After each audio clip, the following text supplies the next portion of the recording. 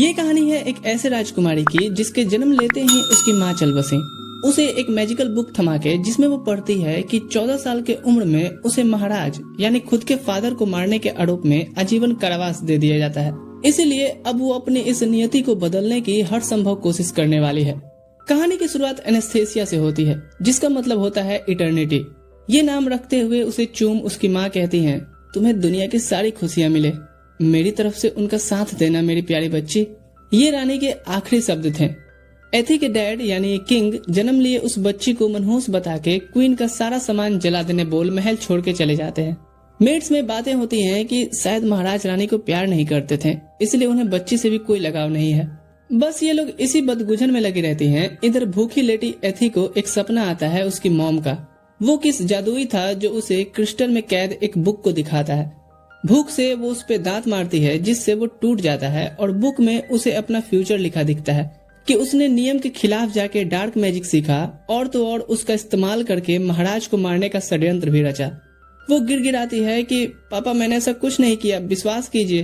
पर उसके डैड कहते हैं इसे आजीवन कारावास में डाल दो। एथी इसी सपने से फिर आज उठती है। उसे गोद में लेते हुए लिली कहती है, क्या हुआ बच्ची, तुम ठीक तो हो ना? एथी हमसे कहती है, लिली ये कोई मेड नहीं, एक नोवेल है जो मेरी मॉम की दोस्त थी और अपना सारा सुख सुविधा छोड़कर मेरे लिए आ गई। यहाँ सिर्फ यही मेरा अच्छे से ध्यान रखती हैं। अगर ये नहीं होती तो कारावास से पहले तो मैं भूख से ही मर जाती। एथी सोचती है, मैं बड़ी होकर इनसे बताऊंगी कि मैं अपनी फ्यूचर जानती हूँ, पर क्या ये मेरा विश्वास करेंगी? यही सोच के वो रोने लगती है। ओए तुमने फिर से पैंट गीला कर लिया, बैड मैनर्स। लिली उसे बैठा के इस दुनिया के बारे में बता रही थी। मैजिक से भरे इस दुनिया में सारे पावरफुल मैजिशियंस एक टावर में रहते हैं। यहाँ तक कि तुम्हारे डैड भी एक पावरफुल मैजिशियन है जो पूरे एम्पायर तक को खत्म करने की ताकत रखते हैं। वो उनकी फोटो पे पॉइंट करती है तो लिली कहती है, ओ तुमने तो पहचान लिया, यही तुम्हारे पापा हैं। एथी सोचती है, काहे के पापा, आगे चल के तो यही मुझे बिना बात के कैद करने वाले हैं। सीन शिफ्ट होता है 3 साल बाद। एथी काफी एनर्जेटिक लड़की है जो अपने सर्वेंट्स के साथ भी लग जाती है, डेकोरेशन या किसी भी काम में। ऐसे ही एक दिन वो झूमर में फ्लावर लगाने का काम खत्म करके निकलती है तो एक मेड को देखती है जो महल के एक कमरे से झांक रही थी। मुझे तो यहाँ कोई कीमती चीज नहीं दिख रही। तभी उसे एथी नजर आती है जो गंदे कपड़ों में उसे माली की बेटी लगती है। बेटी मुझे आप बता सकते हो चमकीली चीजें कहाँ रखी हुई हैं? एथी उसे अपने पीछे आने को कहती है। एक झाड़ियों से वो किचन पे नजर रखे हुए इशारा कर रही थी। यहाँ क्या मिलेगा?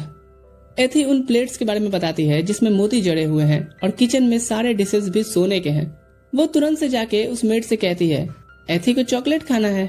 जैसे ही वो मेड उसे देने बढ़ती है, दूसरी मेड आके कहती है, राजकुमारी आपको चॉकलेट्स डिनर के बाद मिलेंगी। पर एथी क्यूट क्यूट हरकतें करके उन्हें कन्विंस कर लेती है।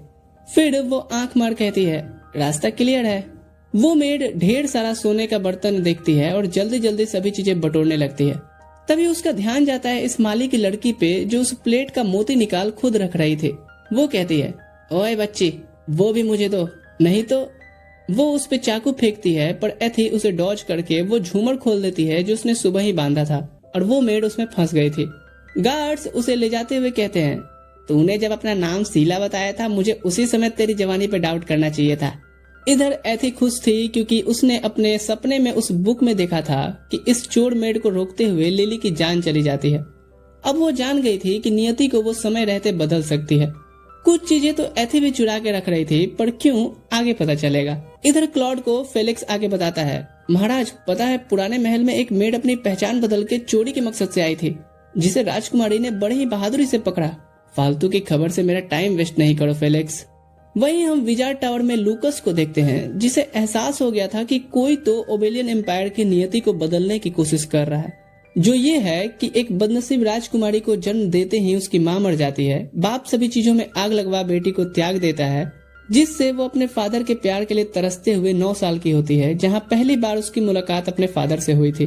वो सोचती है सिर्फ यही एक इंसान मेरा ब्लड रिलेटिव है। वो हर कोशिश करती है ताकि उसके फादर उसे प्यार करें, पर ऐसा होता नहीं है। उसका थोड़ा बहुत होप भी 14 साल की उम्र में टूट जाता है जब उसे पता चलता है कि जेनेट नाम की उनकी एक दूसरी बेटी भी है जो सभा में आते ही अपनी खूबसूरती और एनर्जी से सबका ध्यान खींच लेती है। सभी उससे प्यार करते हैं, यहाँ तक कि महाराज भी। अब इतनी दुख से पीड़ित राजकुमारी अपने हाथ डार्क मैजिक से भर लेती है और उसे अपने फादर को मारने के आरोप में जेल में डाल दिया जाता है, जहां वो खुद की ही जान ले ली थी। ये कहानी उस बेचारी राजकुमारी की है जो गलत रास्ता चुन लेती है। हाँ, क्या बक रहे हो बे एनिमे टेलर? वो राजकुमारी मैं ही हूँ और मैं कोई बेचारी नहीं हूँ। बेचाऊंगी तुमको ज्यादा बोले तो। मैं अपनी ये नियति बदल के रहूंगी। अगले दिन वो देखती है मेड वाले इंसिडेंट की वजह से किचन की पहरेदारी तगड़ी कर दी गई है, जिससे उसे आज ज्वेलरी चुराने में दिक्कत आने वाली है। वो सोचती है कोई बात नहीं, एक दिन की वजह से मैं खुद का भांडाफोड़ नहीं करना चाहती हूँ। लिली को बचपन से लगता था कि मुझे चमकीली चीजें पसंद है, इसलिए वो मुझे उनसे खेलने के लिए देती थी। पर उसे नहीं पता कि मुझे ये पता है कि गोल्ड आने वाले 5 साल में 2 लाख से भी ज्यादा महंगा बिकेगा। मेरी पापा से मुलाकात 9 साल की उम्र में होगी ना, उससे पहले मैं लिली को लेके ये महल छोड़ के ये देश छोड़ के चली जाऊंगी और मस्ती में ऐश करूंगी। पैसा ही पैसा होगा। मस्त प्लान है। अभी के लिए वो चॉकलेट्स वाली पिन को ही आज का सेविंग समझ के रख रही होती है। फिर जब वो फाउंटेन में हाथ धोने बढ़ती है, खुद का रिफ्लेक्शन देख सोचती है, सभी कहते हैं मैं अपनी मॉम जैसी दिखती हूँ, सिर्फ इन आंखों को छोड़कर जो मैंने डैड से लिए हैं। पर मैं उनसे मैजिकल पावर्स क्यों नहीं ले पाई? शायद इसीलिए मेरे पापा मुझसे नफरत करते हैं। सही तो है, इन आंखों का क्या लेके मैं अचार डालूंगी? ऐसी आंखें तो उस जेनेट के पास भी होंगे। हाँ, अभी वो सब सोचना बेकार है। फिलहाल तो अपना आज का सेविंग जमा कर देती हूँ। जब वो महल लौटती है, देखती है अरे सारे गार्ड्स कहाँ गए और डेकोरेशन भी हटा हुआ है। उसे सुनने को मिलता है कि महाराज के कहने पे पूरे महल का इंस्पेक्शन चल रहा है, क्योंकि उस मेड के पास से चोरी का सारा सामान नहीं मिला था। ये सुन एथी तुरंत से भागती है अपने कमरे में कि इस चक्कर में कहीं उसका सालों से जमा किया जा रहा खजाना भी उनके हाथ न लग जाए। वो अपने बेड के नीचे सभी पोटली सही सलामत देख कहती है, हस यही है, तुम लोगों पे तो मेरा पूरा फ्यूचर डिपेंडेंट है रे। सोने का नाटक कर जब लिली चली जाती है तो वो चालाकी से कुछ पोटलियां लेके भागती है ताकि उन्हें भी गार्डन के दूसरी ओर छुपा सके। पर वहाँ एक गिलहरी उसकी पोटली लेके निकल रही थी। ओए, वो वाला मेरे शादी के लिए है। वो गिलहरी को एक मूंगफली से फांस लेती है और अब उसे सेविंग करने का नया ठिकाना मिल गया था इस सुनसान महल के सामने जमीन के नीचे। उसके उठते ही कोई उसे टकरा जाता है और ये कोई और नहीं क्लॉड होता है। वो हैरान होती है कि ऐसा तो नहीं होना चाहिए था, क्योंकि उसके सपने के मुताबिक वो तो अपने फादर से 4 साल बाद मिलने वाली थी। क्लॉड उसे देख पहचान लेता है कि वो बिल्कुल अपने माँ जैसी दिखती है। एनेस्थेसिया यानी इटर्निटी। तो इसका मतलब ये था। वो उसकी गालों को पकड़ कहता है, तुम कितनी गोल मटोल हो। हाँ, एथी शॉक्ड कि क्या ये इंसान जो मुझसे नफरत करता है वो मेरी गालों से खेल रहा है। वो भागने की कोशिश करती है तो क्लॉड उसे उठाकर कहता है, आओ साथ में चाय पीते हैं। और यही बेचारी की सारी सेविंग्स छूट के बिखर जाती है। मामला एकदम गंभीर। क्या ये चाहते हैं मैं अपनी चोरी कबूल करूं? वो शांत बैठी रहती है तो क्लॉड उसे केक ट्राई करने बोलता है। जब वो फेलिक्स को बाहर भेजता है, एथी पैनिक कर सोचती है कहीं ये मुझे टपकाने तो नहीं वाले। वो पूछते हैं, तुम्हें पता है अपने नाम के बारे में? उसका मतलब होता है इमोर्टेलिटी और इटर्निटी। इतना पावरफुल नेम मेरे पेरेंट्स ने मेरा नहीं रखा। एथी याद करती है कि कैसे उसके डैड अपने क्रूअल भाई को मार के गद्दी हासिल किए थे। वैसे तुम खा क्यों नहीं रही? एथी कहती है, हाँ ये काफी टेस्टी है। क्लॉड पूछता है, तुम्हें ये मैनर्स क्या लिली ने सिखाए? वो याद करता है कैसे 5 साल पहले लिली उसके रास्ते में आ एनेस्थेसिया की परवरिश की परमिशन मांग रही थी। फिर वो पूछता है, तुम्हें अब तक क्या लग रहा है मैं कौन हूँ? यहाँ एथी को कहना चाहिए महाराज या कुछ और, पर वो कहती है, आप मेरे पापा हैं। उसके बाद वो घबराती है कि कहीं ये नाराज ना हो, पर क्लॉड ये सुन खुश होता है। अब उसे छोड़ते ही वो रोते हुए भागते आती है। लिली उसे गोद में ले पूछती है, इसे कुछ हुआ है क्या? फेलिक्स कहता है, नहीं, ये बस महाराज से मिल के आ रही हैं। उन्होंने एथी को रोज मिलने बुलाया है। एथी इधर सोच रही थी, पर क्यों मुझे नहीं मिलना? क्लॉड उठ कहता है, तुमने अच्छी परवरिश की है, पर हम इसे अब प्रिंसेस ट्रीट है कि शायद अब महाराज उसे डांटेंगे, पर ऐसा होता नहीं है। घर आके वो सोच रही थी, लगता है बाल कितने चमकीले हैं। एथी को पसंद आया। क्लॉड कहता है, ओ हाँ, तुम्हारी वो सारी चमकीली चीजें मेरे पास ही पड़ी हुई हैं, आके कभी ले जाना। एथी शर्म से टूट जाती है कि मुझे होता है। इधर महल में लिली से उसे पता चलता है कि वो एक ड्रीम लोटस था जो इल्यूजन क्रिएट करता है। उस रात क्लॉड उस झील के पास आता है जहाँ एथी सपने में अपनी माँ की सुरीली आवाज सुनती है। वो उनका चेहरा देखने बढ़ती है, पर उससे पहले उसकी नींद खुल गई थी। फेलिक्स उसे उठा के ले जा रहा होता है। चलिए, महाराज के साथ आपका ब्रेकफास्ट प्लान हुआ है, लेकिन वो अभी तक सो ही रहे हैं, तो उन्हें जाके आप ही उठाइए। वो कहते हुए आती है, पापा मैं आ रही हूँ। वो देखती है ये तो बेड की जगह सोफा पे सोए हुए हैं। ये मेरे सपने वाले पापा जैसे तो बिल्कुल नहीं है। देखो तो कितने लापरवाह तरीके से सोए हैं। मेरा गाल खींच रहे थे ना। चीन टपाक डमडम। वो लगती है क्लॉड को छेड़ने, जिससे वो उठने वाला होता है तो पैनिक होके वो लोरी गाना शुरू कर देती है। ला ला ला ला लोरी, दूध की कटोरी। नाश्ता करते हुए वो क्लॉड के लाल गाल को देख सोचती है, अगर इन्हें पता चल गया तो मेरी पिटाई हो जाएगी। तभी फेलिक्स कहता है, ड्यूक आपसे मिलने आए हैं। वो एथी को इधर ही रखने बोल निकल लेता है। एथी फिर महल में घूमने लगती है कि शायद कहीं उसे अपनी मॉम की तस्वीर देखने को मिल जाए। उसे क्लॉड के कमरे में एक ढकी हुई तस्वीर दिखती है। वो उसकी मॉम की ही होती है, पर आधी जली हुई। घर जाते हुए वो सोचती है कि क्या पापा मम्मा से इतना ज्यादा नफरत करते हैं। वो बेड पे लौटते हुए कहती है, प्लीज आज कोई माँ का सपना ना आना। अगले दिन वो ब्रेकफास्ट के लिए रेडी होके आती है और सभी मेट्स उसकी तारीफ करती हैं। वहीं एथी चाह रही थी कि उसके पापा भी उसके लिए 2 शब्द कहें, पर फिर वो सोचती है, लगता है मैं कुछ ज्यादा ही एक्सपेक्टेशन रख रही हूँ। कोई बात नहीं, जब तक मैं अपनी माँ के बारे में बात नहीं छेड़ती ये मेरे पे गुस्सा नहीं होंगे। वो पूछती है, आप कोई स्पेशल चाय पी रहे हैं क्या पापा? मुझे भी दीजिए। पहले तो क्लॉड मना करता है, पर उसके इंसिस्ट करने पे ऑफर करता है। एथी उसे टेस्ट कर कहती है, वाह, ऐसा लग रहा है जैसे मेरे मुंह में फूल खिल गए हों। ये सुन मेट्स, फेलिक्स और क्लॉड सभी शॉक्ड होते हैं। एथी कहती है, क्या हुआ, मैंने कुछ गलत कह दिया क्या? फेलिक्स बताता है कि एग्जैक्ट सेम चीज आपकी मॉम क्वीन डायना ने भी इसे टेस्ट करते वक्त कहा था। क्लॉड कहता है, फेलिक्स तुम यहाँ से अब जा सकते हो। एथी सोचती है, जरूर अब इसके बाद से ये मुझसे भी नफरत करने लगेंगे। अगले दिन वो सारा अपना ड्राइंग जला रही होती है, क्योंकि जब उसकी मॉम को देखने का कोई तरीका ही नहीं है तो वो फालतू का क्यों उम्मीद पाले। अब कुछ दिन क्लॉड राजपाट के कामों में बिजी होने की वजह से ब्रेकफास्ट पे नहीं आता है और ऐसा ही 2-4 दिन तक चलता है। एथी उदास रहने लगती है और एक दिन उसे लिली और फेलिक्स की बातें सुनाई देती हैं। मुझे लगता है एथी अपनी मॉम को देखना चाहती है। फेलिक्स कहता है, उनकी सारी चीजें तो जला दी गई हैं, लेकिन एक तरीका है। महाराज क्लॉड अगर चाहें तो अपनी मैजिक से वो एथी के साथ मेमोरीज शेयर कर सकते हैं। मैं उनसे इस बारे में बात करता हूँ। तभी एथी निकल कहती है, कोई जरूरत नहीं है, मैं नहीं चाहती कि वो मुझसे और नफरत करे। फेलिक्स कहता है, ये आप क्या कह रही हैं? एथी कहती है, हाँ मुझे पता है वो मुझसे और मेरी मॉम से नफरत करते हैं। फेलिक्स कहता है, ऐसा नहीं है, वो आपसे और क्वीन डायना से बहुत प्यार करते हैं। ये बस तुम मुझे बहलाने के लिए कह रहे हो।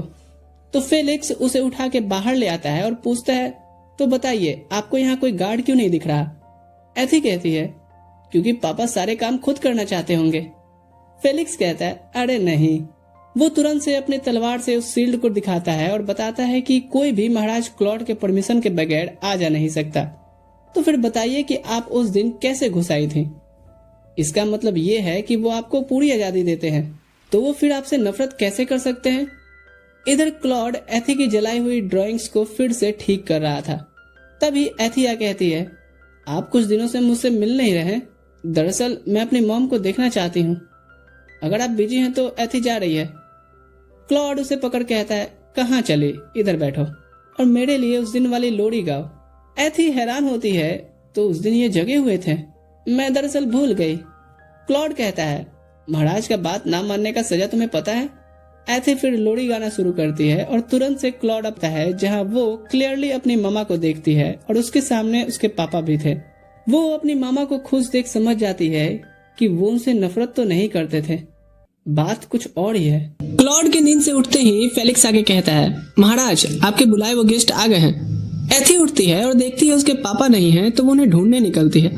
इधर सभा में एक ड्यूक आके बता रहा होता है, राजकुमारी को ट्रेन करने सिखाने के लिए मेरा बेटा सही रहेगा महाराज। वो राजकुमारी से महज 3 साल बड़ा है, लेकिन उसकी नॉलेज काफी कमाल की है। इधर एथी दूर से उस ड्यूक को देख के पहचान लेती है कि ये वही है जो मेरी स्टोरी में जेनेट को लेके आया था, जो आगे चल के सक्सेसर बनती है और इसके बेटे से प्यार भी करने लगी थी। ये टोपीबाज सब पावर के लिए कर रहा है, अभी निपटाती हूँ इसे। वो आके कहती है, पापा आप मुझे बिना बताए ही उठ के आ गए। वो आके गोद में बैठ के उस ड्यूक से कहती है, मैंने सब सुन लिया है, जरा आप बताइएगा कि आपका बेटा सोशियोलॉजी जानता है। ड्यूक कहता है हाँ, उसने वॉल्यूम 1 खत्म भी कर लिया है। एथी कहती है मैं वॉल्यूम 5 कल ही खत्म की हूँ। फिर वो लगती है पूछने कि क्या उसे चीजों के मैकेनिक्स समझ में आते हैं, इतिहास उसे कुछ पता है अपने देश का। देखिए माफ कीजिएगा पर मैं ऐसा दोस्त नहीं बनाना चाहती जो मुझसे भी डम हो। वो ड्यूक कहता है चलिए ठीक है, मानते हैं कि वो इन सब में उतना भी आगे नहीं बढ़ पाया है, पर वो मैजिक यूज करता है लेकिन आप नहीं, वो इसमें आपकी मदद कर सकता है। तभी क्लॉड कहता है बस इस लड़की की बात से लगता है कि अभी दोस्त नहीं बनाना चाहती, हम इस बारे में बाद में बात करेंगे। ड्यूक कहता है जी महाराज। वो मैजिक वाली बात अब एथी के दिल पे आके लगती है। वो ढेर सारे मैजिकल बुक्स लेके जंगलों में आसन लगा के बैठती है। एक पेंडुलम को लिए वो चैंटिंग शुरू करती है। उसका तेज घूमना बताएगा कि मैजिक काम कर रहा है या नहीं। कुछ देर तक तो वो हवा से झूलता है पर फिर रुक जाता है। एथी डिस्परेट होके कहती है मेरे डैड एक पावरफुल मैजिकल विजार्ड है, मॉम कमाल की मैजिकल डांसर थी, पर मैं इतनी डफर कैसे हो सकती हूँ? क्या मेरे में इतने से भी मैजिक नहीं है? सीन शिफ्ट होता है अब 2 सालों बाद। लिली मार्केट में फल सब्जियां लेने आई थी जिसपे लूकस की नजर पड़ती है।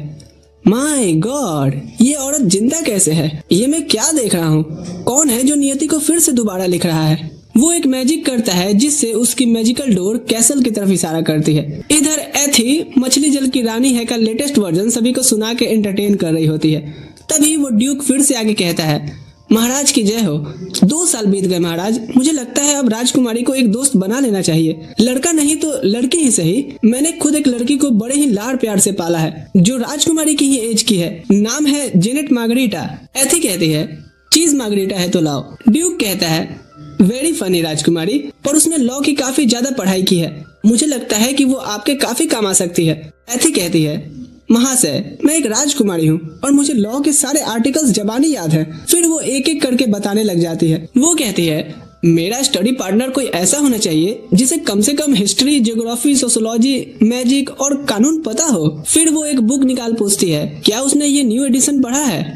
ड्यूक कहता है वो इसे पढ़ने का प्लान कर रही है, जैसे ही इसका हिंदी ट्रांसलेशन पब्लिश होता है तो। वो उस बुक को उसे थमाते हुए कहती है ये उसे ले जाके दे दीजिएगा, मैंने ऑलरेडी ट्रांसलेट कर दिया है। ड्यूक का शकल देखने लायक था।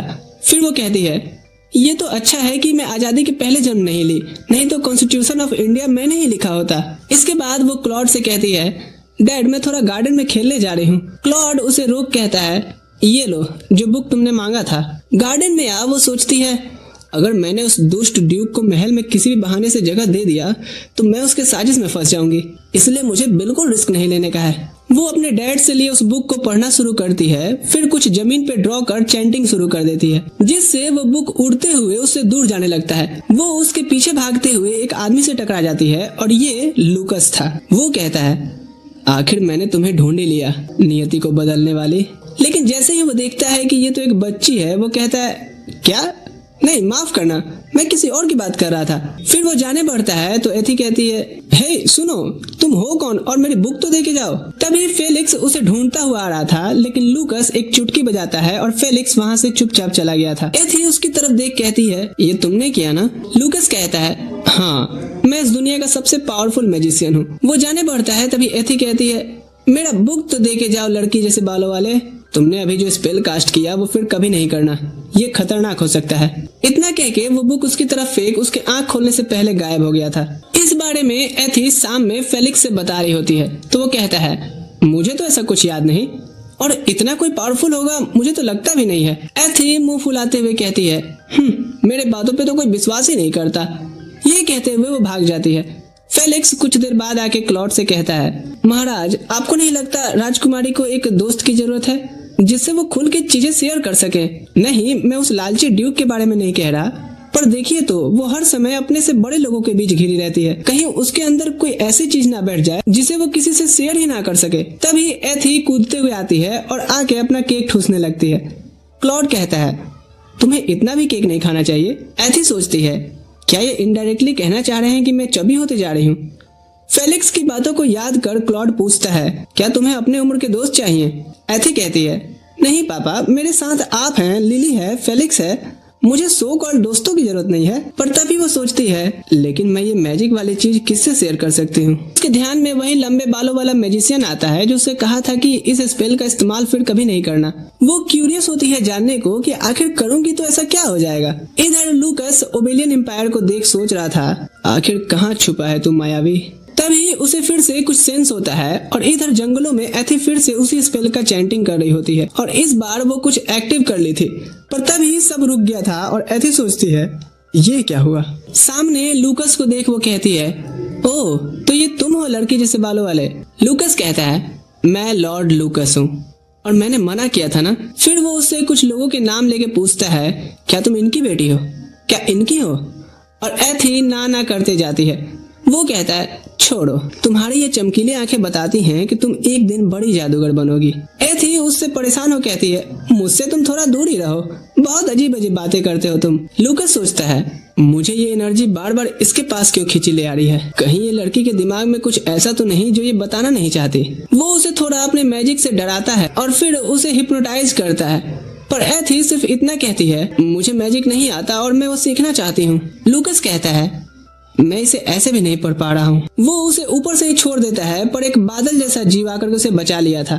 लूकस गुस्से से कहता है, तुम्हारी हिम्मत कैसे हुई, जिससे वो रफू चक्कर हो गया था। ये देख एथी कहती है, लगता है ये मुझे टपकाने वाला है। यही सोच वो खुद को प्रोटेक्ट करने के लिए जैसे ही हाथ आगे करती है, एक मैजिकल शील्ड उसके आगे बन जाता है। वो कहती है, अब मुझे भाग लेना चाहिए। उसके जाने के बाद लूकस उसके मैजिक को कैंसिल कर कहता है, भागने से कुछ नहीं होगा, हम फिर जल्द ही मिलेंगे। इधर एथी खुशी से पापा पापा करते हुए भागती है कि मैं भी मैजिक यूज कर सकती हूँ। उसकी आवाज सुन क्लॉड और फेलिक्स उसकी तरफ ध्यान देते हैं पर इधर एथी को चक्कर आने लगते हैं और उसका मुंह खून से भर आता है। वो अपने डैड से पूछती है, ये मुझे क्या हो रहा है। क्लॉड और फेलिक्स दोनों ये देख हैरानी से उसे संभालने बढ़ते हैं और एथी उसके गोद में पड़े बोल रही थी, मेरे चेस्ट में तकलीफ हो रही है। और सेम टाइम पे भी क्लॉड को अपने सीने में पेन फील होता है। क्लॉड तुरंत से हीलिंग मैजिशियन को बुलाने का ऑर्डर देता है। कई लोग आते हैं पर कोई उसे होश में नहीं ला पा रहा था। तभी एक छोटा लड़का कॉन्फिडेंटली अंदर आता है और कहता है, सब मुझ पे छोड़ दीजिए महाराज। इधर एथी सपना देख रही होती है जहां उसकी माँ लोरी गाते हुए उसे अपने पेट में रखे सहला रही थी और एथी कहती है, मेरा दर्द ठीक हो गया माँ, आप भी अब सो जाइए। प्रेजेंट में उसे किसी की आवाज सुनाई देती है, ओए अब उठ भी जाओ, तुम इतनी भी खूबसूरत नहीं हो जो तुम्हें देखता रहूं मैं।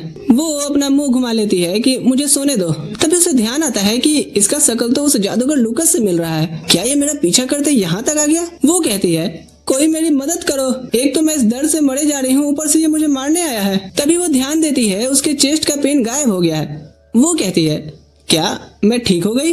लूकस कहता है, हाँ मैंने ही तुम्हें ठीक किया है, एक तरह से कहूँ तुम्हारी जान बचाई है, वरना तुम्हारा दिल ज्वालामुखी की तरह फट जाता। कंफ्यूज्ड एथी पूछती है, क्या मुझे कोई दिल की बीमारी है। लूकस कहता है, इससे फर्क नहीं पड़ता क्योंकि तुम अब ठीक हो, क्या तुम्हें मुझसे कुछ नहीं कहना है। एथी समझ जाती है कि ये थैंक्स की उम्मीद कर रहा है पर तभी वो कहती है, एक सेकेंड, तुम तो मेरे हाइट में आ गए हो। तभी क्लॉड, फेलिक्स और लिली आते हैं जो उसे ठीक देख के काफी खुश होते हैं। क्लॉड उसे गोद में उठा पूछता है, अब दर्द नहीं हो रहा ना। एथी हाँ कहती है और लूकस की तरफ मुड़ कहती है, ये इंसान यहाँ नहीं होना चाहिए पापा। लूकस ड्रामेबाजी करते हुए कहता है, हाँ महाराज, मेरा काम तो हो गया, मैं चलता हूँ। भले ही राजकुमारी को बचाने में मेरे शरीर की सारी एनर्जी चली गई हो। वैसे जाने से पहले मैं आपको ये बताना चाहता हूँ कि ये क्यों हुआ। दरअसल राजकुमारी की पावर्स अचानक से अवेकिन हुई हैं जिन्हें ये संभाल नहीं पाई। पर अब चिंता की कोई बात नहीं है, मैंने इनके शरीर से मैजिक के एक्सेस बहाव को निकाल दिया है। बस मुझे इस बात की चिंता है कि अगर बाई चांस इनके बढ़ती उम्र के साथ ये फिर से फेस करें तो फिर मुझे कौन बताएगा। क्लॉड उसके पास आ कहता है, तुम कहीं नहीं जा रहे, आज से तुम इसी महल में रहोगे। लूकस कहता है, धन्यवाद महाराज, आप कितने दयालु हैं, और खांसते हुए निकलता है एथी को देख मुस्कुराते हुए। और एथी सोचती है, क्या एक्टिंग कर रहा था। कुछ दिनों बाद क्लॉड रिवील करता है कि एथी को अब एमरल्ड पैलेस शिफ्ट किया जाएगा। एथी याद करती है कि ये तो वही पैलेस है जो सदियों से राजकुमारियों के लिए बड़े होने का घर रहा है और मेरी कहानी में जेनेट भी यहीं बड़ी हुई थी, पर यहाँ तो मैं जाने वाली हूँ। पता नहीं मेरी उसकी मुलाकात इस टाइमलाइन में किस तरह से होगी। सीन शिफ्ट होता है जहाँ लूकस मेहमान नवाजी के मजे ले रहा था। वहीं एथी तो अपनी पेंडुलम लिए यही सोच रही थी, क्या सही में मेरे में अली गुती भी मैजिक नहीं है। वो फ्रस्ट्रेट होकर कहती है, क्या घपड़ घपड़ खाए जा रहे हो, मैं यहाँ परेशान हूँ। लूकस कहता है कि मैजिक है, बस सील किया हुआ है। वो बताता है कि उसने ऐसा उसकी प्रोटेक्शन के लिए किया है, वरना उसका बॉडी इतनी मैजिक को हैंडल नहीं कर पाता। एक तो मैंने तुम्हारी जान बचाई, थैंक्स बोलने की जगह झूठा बोल रही हो। एथी पूछती है, अगर तुम झूठे नहीं हो तो फिर बच्चा बनने का नाटक क्यों कर रहे? लूकस बताता है कि वो 400 साल तक सोता रहा है और जो थोड़ी बहुत मैजिक उसके पास बची है उससे अपना असली शरीर ले पाना पॉसिबल नहीं है, और ऊपर से ये छोटा रूप अपनी बेइज्जती सह सकता है, बड़ा वाला नहीं। वो अपनी कीमती मैजिक खर्च करने के बाद उसे बचाया है। तुम्हें पता भी नहीं है कि मैं अभी कैसा फील कर रहा हूँ। एथी चीख कर कहती है, तुम बस अपनी बीमारी को बढ़ा चढ़ाकर बता रहे हो, नहीं तो तुम डैड को इस बारे में जरूर बताते। तुम झूठे ही हो और चोर भी, मेरे सारे चॉकलेट्स चुरा के खा गए। लूकस चॉकलेट्स वाले इल्जाम को नकारता है, तभी एथी उसे उस फ्लफी क्रिएचर की तरफ दिखाते हुए कहती है, इसे मना करो जल्दी। लूकस कहता है, ये छोटा चोर मेरे साथ नहीं है। वो अपनी छुरी से उसे पकड़ कहता है, रुक साले, तेरी वजह से मुझ पे इल्जाम लग रहे हैं। एथी कहती है, हे छोड़ो, जाने दो उसे, आदमी हो कि ढक्कन। लूकस उसे छोड़ देता है और वो छोटा प्राणी दौड़कर एथी की गोद में आ जाता है। वो याद करती है कि यही क्रिएचर उसे गार्डन में बादल बन के बचाया था। वो समझाता है कि एक डिवाइन बीस्ट है जो उसमें बहने वाली मैजिक से बनी है। एथी पूछती है, क्या वो स्वीट्स खा सकता है? लूकस कहता है, हाँ, ये तुम्हारी ही आदतों के साथ जन्म लिया है। एथी उसे हक करती है तो लूकस वार्न करता है कि उसे ज्यादा छेड़ना नहीं चाहिए, क्योंकि यही वजह था जिसके कारण वो उल्टी करके गिर पड़ी थी। वो कहता है कि ये बीस्ट एक चलता फिरता मैजिक का दुकान है, और जब वो उसे छूती है तो वो मैजिक उसके शरीर में लौट आता है और कंट्रोल से बाहर हो जाता है। इसी वजह से उसने खून की उल्टी की थी। वो सीरियसली कहता है कि अगर फिर से ऐसा हुआ तो वो पक्का मर जाएगी, और कब ये हो सकता है उसकी करंट सिचुएशन को देख के कुछ भी नहीं कहा जा सकता। एथी कहती है, ए डरा क्यों रहा है, बता तो अब क्या करें? लूकस जवाब देता है, तुम्हें अपनी पावर्स को कंट्रोल करना सीखना होगा। अगले कुछ दिन वो अपने मैजिक को कंट्रोल करने की प्रैक्टिस करती रहती है। वो एक प्राइवेट ट्यूटर भी रख ली थी, लेकिन थोड़े ही दिन में वो रिजाइन कर देती है, ये कह करके कि चाहे प्रिंसेस कितनी भी मेहनत कर लें, वो ज्यादा प्रोग्रेस मैजिक में नहीं कर पाएंगे। ये बात एथी सुन लेती है और उसके दिल पे जाके लगती है। वो खुद को मोटिवेट करने की कोशिश करती है, पर फिर सोचती है, लेकिन आखिर मैं कर क्या सकती हूँ। तभी अचानक से लूकस उसकी बालकनी में आ जाता है और अपनी मैजिक यूज करके उसके हाथ से इस पिल्ले को अलग करता है। वो एक डील रखता है कि अगर तुम्हें ये चाहिए तो तुम्हें मुझसे अपने पावर्स को कंट्रोल करना सीखना पड़ेगा, और मैं तुम्हें तुम्हारी उस 3rd क्लास टीचर से तो काफी अच्छा सिखाऊंगा। कोई डील मैं नहीं करने वाली तुमसे, मुझे वो वापस करो। इसी वक्त लूकस को कुछ फील होता है तो वो पेट उसे वापस दे देता है और अटेंशन पोजीशन में आ जाता है। तुरंत से क्लॉड आता है और एथी जल्दी से अपने पेट को छुपा लेती है, लेकिन उसके डैड देख लेते हैं और पूछते हैं कि ये क्या चीज है। एथी थोड़ी हेजिटेट होकर के कहती है, ये मेरा फ्लफी दोस्त है। तभी लूकस बीच में बोलता है, यही वो क्रिएचर है जो प्रिंसेस के मैजिक के ओवरफ्लो होने से पैदा हुआ है। क्लॉड पूछता है, क्या यही क्रिएचर एथी की परेशानी का सबब था? लूकस कहता है, हाँ महाराज। क्लॉड उसका सर कलम करने का ऑर्डर देता उससे पहले लूकस कहता है, पर आप इसे मार नहीं सकते, इससे वो सारी एक्स्ट्रा मैजिक वापस प्रिंसेस के बॉडी में चली जाएंगे और सिचुएशन पहले से भी और ज्यादा खतरनाक हो सकती है। इसीलिए सबसे बेहतर यही होगा कि हम इस पे नजर रखें। क्लॉड पूछता है कि क्या ये क्रिएचर एथी के साथ रह सकता है? लूकस कहता है, रह सकता है, पर ज्यादा देर तक नहीं। इस पर क्लॉड ऑर्डर देता है, एथी तुम सिर्फ रोज 1 घंटा इससे खेल सकती हो। अगले कुछ दिन एथी मैजिक कंट्रोल की प्रैक्टिस करती रहती है, लेकिन फिर से फेल हो जाती है। फ्रस्ट्रेटेड होकर के वो सोचती है कि आखिर किसने ये सपना एक बेताल की तरह उसकी किस्मत के पीछे लगा दिया है। तभी लूकस उसके सर पर एक सेव मारते हुए कहता है, तुम्हें थोड़ा सावधान रहना चाहिए, स्पेल कास्ट करना बिना सोचे समझे तुम्हारी जान ले सकता है। वो आके कहता है, तो तुम्हें मैजिक सीखना है बिना उसके बेसिक्स जाने। क्या तुम्हें याद नहीं कि तुम्हारे शरीर में ऑलरेडी मैजिक बॉम्ब की तरह सील है जो कभी भी फट सकता है?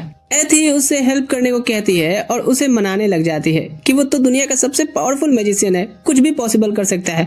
लेकिन इसका लूकस पे कोई असर नहीं होता। तभी लूकस का पेट जोर से गुड़गुड़ करता है और एथी उसे चिढ़ाने लगती है कि लगता है कि वो भूख से मरने वाला है।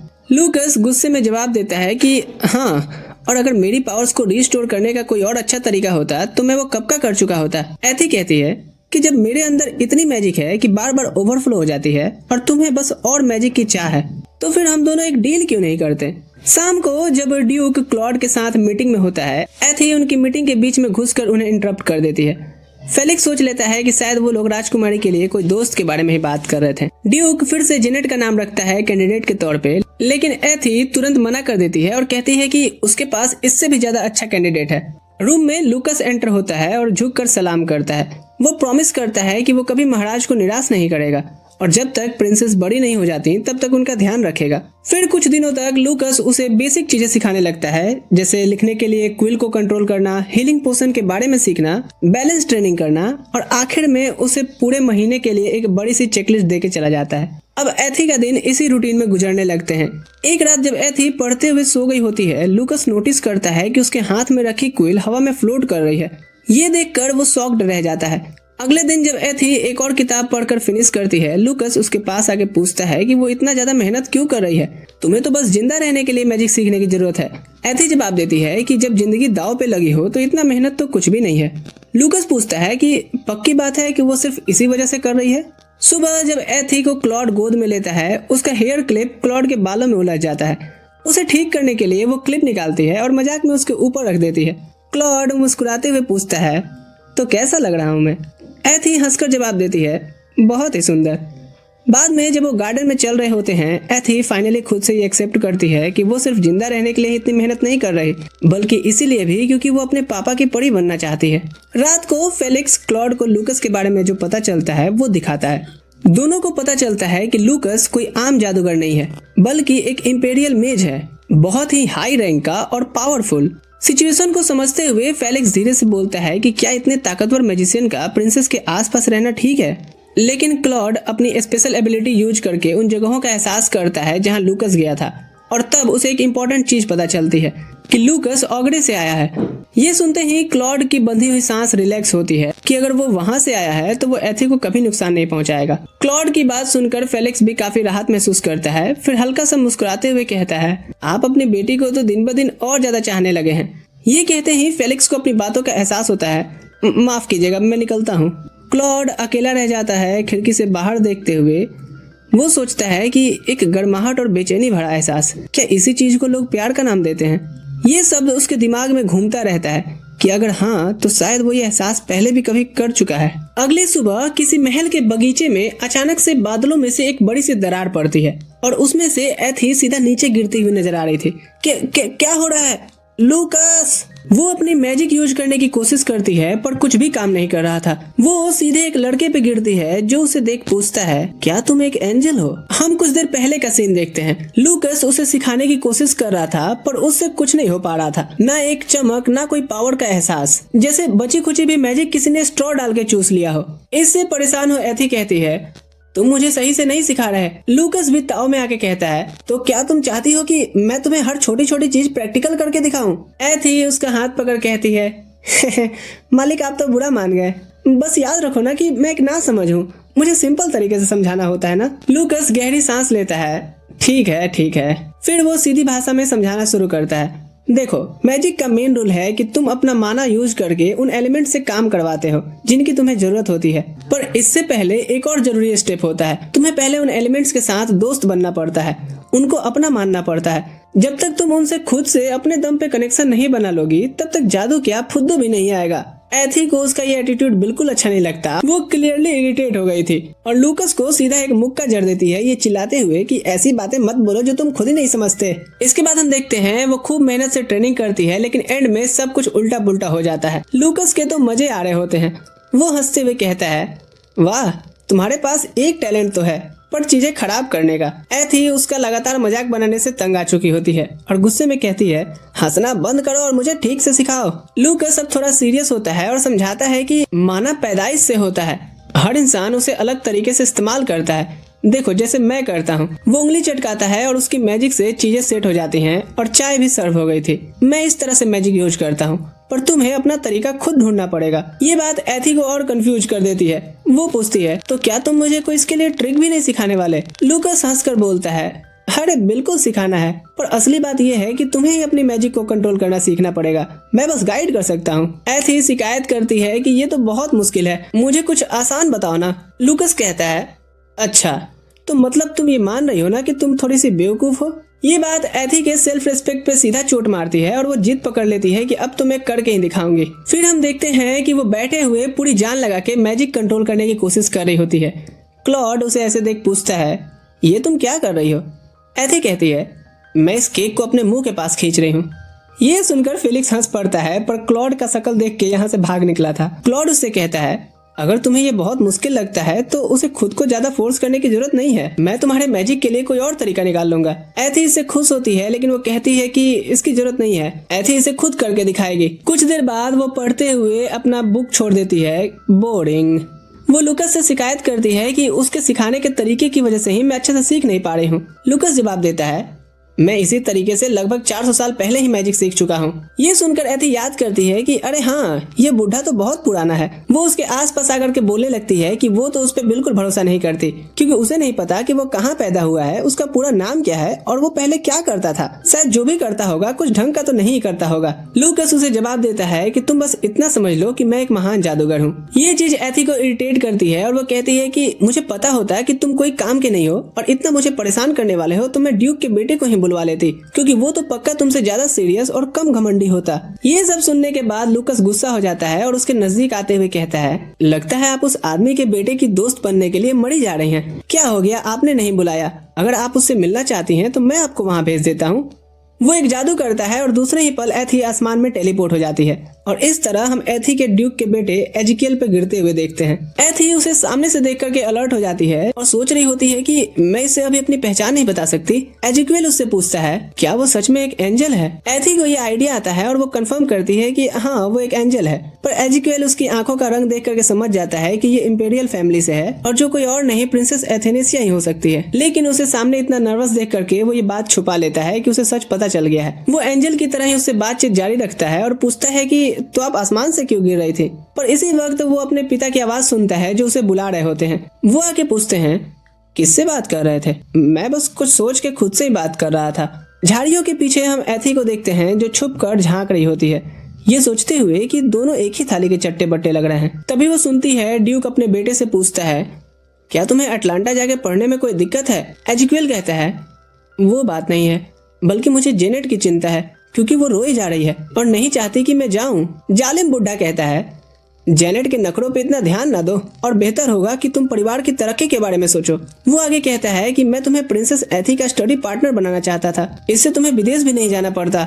लेकिन मुझे समझ नहीं आता कि प्रिंसेस हमें अपना दुश्मन क्यों समझती हैं। इधर अपने मन में एथी जवाब देती है, क्योंकि बुढ़े तेरी असलियत पता है मुझे। एजिक्वेल अपने पिता से कहता है, राजकुमारी को भी तो हक है ना चुनने का, और आप किसी को फोर्स नहीं कर सकते। ड्यूक मानता है कि तुम ठीक कह रहे हो और पूछता है कि क्या तुमने अपना सारा सामान पैक कर लिया, क्योंकि वो बहुत जल्द रवाना होने वाला है। एजिक्वेल यहाँ पर हिम्मत जुटा करके कहता है कि मैं यहाँ ओवेलिया में भी तो रह के पढ़ सकता हूँ, क्या आप अटलांटा के सफर पे दोबारा विचार नहीं करेंगे? ड्यूक पीछे मुड़कर उसे साफ साफ बता देता है कि अगर वो चाहता है कि सब कुछ उसकी मर्जी से हो तो उसे वो स्किल्स हासिल करनी होंगी जो उसे ये करने की इजाजत दे। ये कहकर वो चला जाता है। एथी फिर अपने छुपे हुए जगह से बाहर आती है और उससे पूछती है, क्या वो ठीक है? हाँ, लेकिन वो थोड़ा उदास दिख रहा था।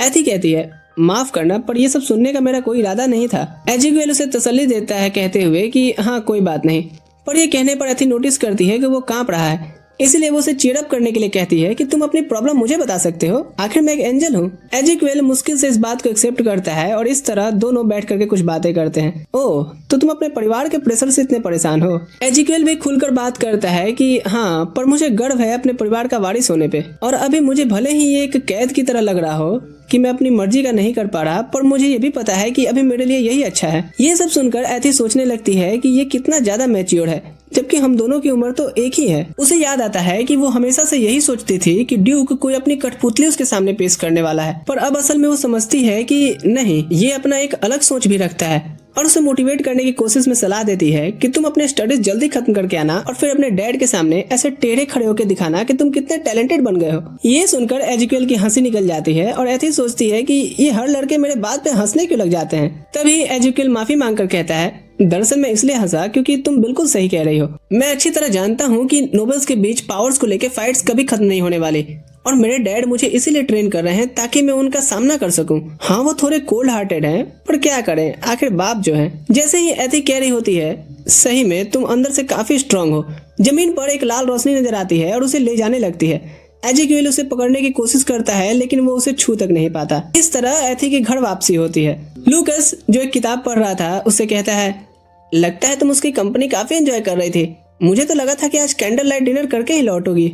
पूरे सन्नाटे में एथी उठती है और गुस्से में उसे रख के देती है। लूकस अनजान बन पूछता है, ये किस लिए था? एथी उसे झाड़ते हुए कहती है, तुम बस अपनी मर्जी की करते हो। लूकस उसे याद दिलाता है कि तुम्हें ही तो ड्यूक के बेटे से मिलने की तलब हो रही थी, मैंने वही किया जो तुम चाहती थी। एथी कहती है, तुम बहुत घमंडी हो, थोड़ा घमंड कम करो, ऐसे तुम प्रोफेसर तो क्या चपरासी भी नहीं बन सकते। मैं उसे बिना बाय बोले ही आ गई, बताओ वो मेरे बारे में क्या सोचेगा। लूकस कहता है, इतनी सी बात है, रुको मैं फिर से भेज देता हूँ। एथी चिल्लाकर बोलती है, चीजें और मुश्किल मत बनाओ, और जब मैं कुछ बोल रही हूँ तो ध्यान से सुनो। मेड्स इधर पौधे में पानी दे रही थी और शोर सुन कहती हैं, जब से वो छोटा जादूगर आया है राजकुमारी की चहल पहल बहुत बढ़ गई है, दोनों अच्छे दोस्त बनेंगे। इधर एथी महल से काफी खराब मूड में बाहर निकलती है। लिली उसे देखने आती है और जब वो पूछती है कि कहाँ जा रही हो तो एथी कोई जवाब नहीं देती। रात को वो नदी किनारे बैठी सोच रही होती है, अभी तक मैं अपनी पावर्स यूज नहीं कर पा रही। जब वो ख्यालों में डूबी होती है उसे अपनी माँ की आवाज सुनाई देती है। वो तुरंत ढूंढने लगती है और जब वो पानी में झांकती है तो उसे अपनी माँ की परछाई नजर आती है। एथी निराश हो पूछती है कि क्या सच में इस दुनिया में ऐसा कोई भी चीज नहीं है जो वो कर सके। वो आवाज उसे तसल्ली देती है कि तुम बहुत मेहनत कर रही हो, चाहे तुम जादू यूज भी ना कर पाओ कोई बात नहीं। फिर वो आवाज एक रूप लेती है और अपने हाथ खोलकर उसे गले लगाने जैसा इशारा करती है। एथी उसे महसूस करने के लिए गले लगाने बढ़ती है, लेकिन जैसे ही वो छूती है वो रूप गायब हो जाता है और एथी पानी में गिर गई थी। तभी अचानक से वो पानी के पौधे उसे पकड़ लेते हैं और नीचे खींचने लगते हैं। इधर लूकस सेंस करता है कि एथी अभी तक क्यों नहीं आई। वो एक पोर्टल खोलता है और उसे ढूंढने निकलता है। वहीं एथी उन पौधों से छूटने की कोशिश करती है। वो लूकस की सिखाई हुई बातें याद करते हुए आखिरकार अपने आप को छुड़ा के बाहर निकलती है।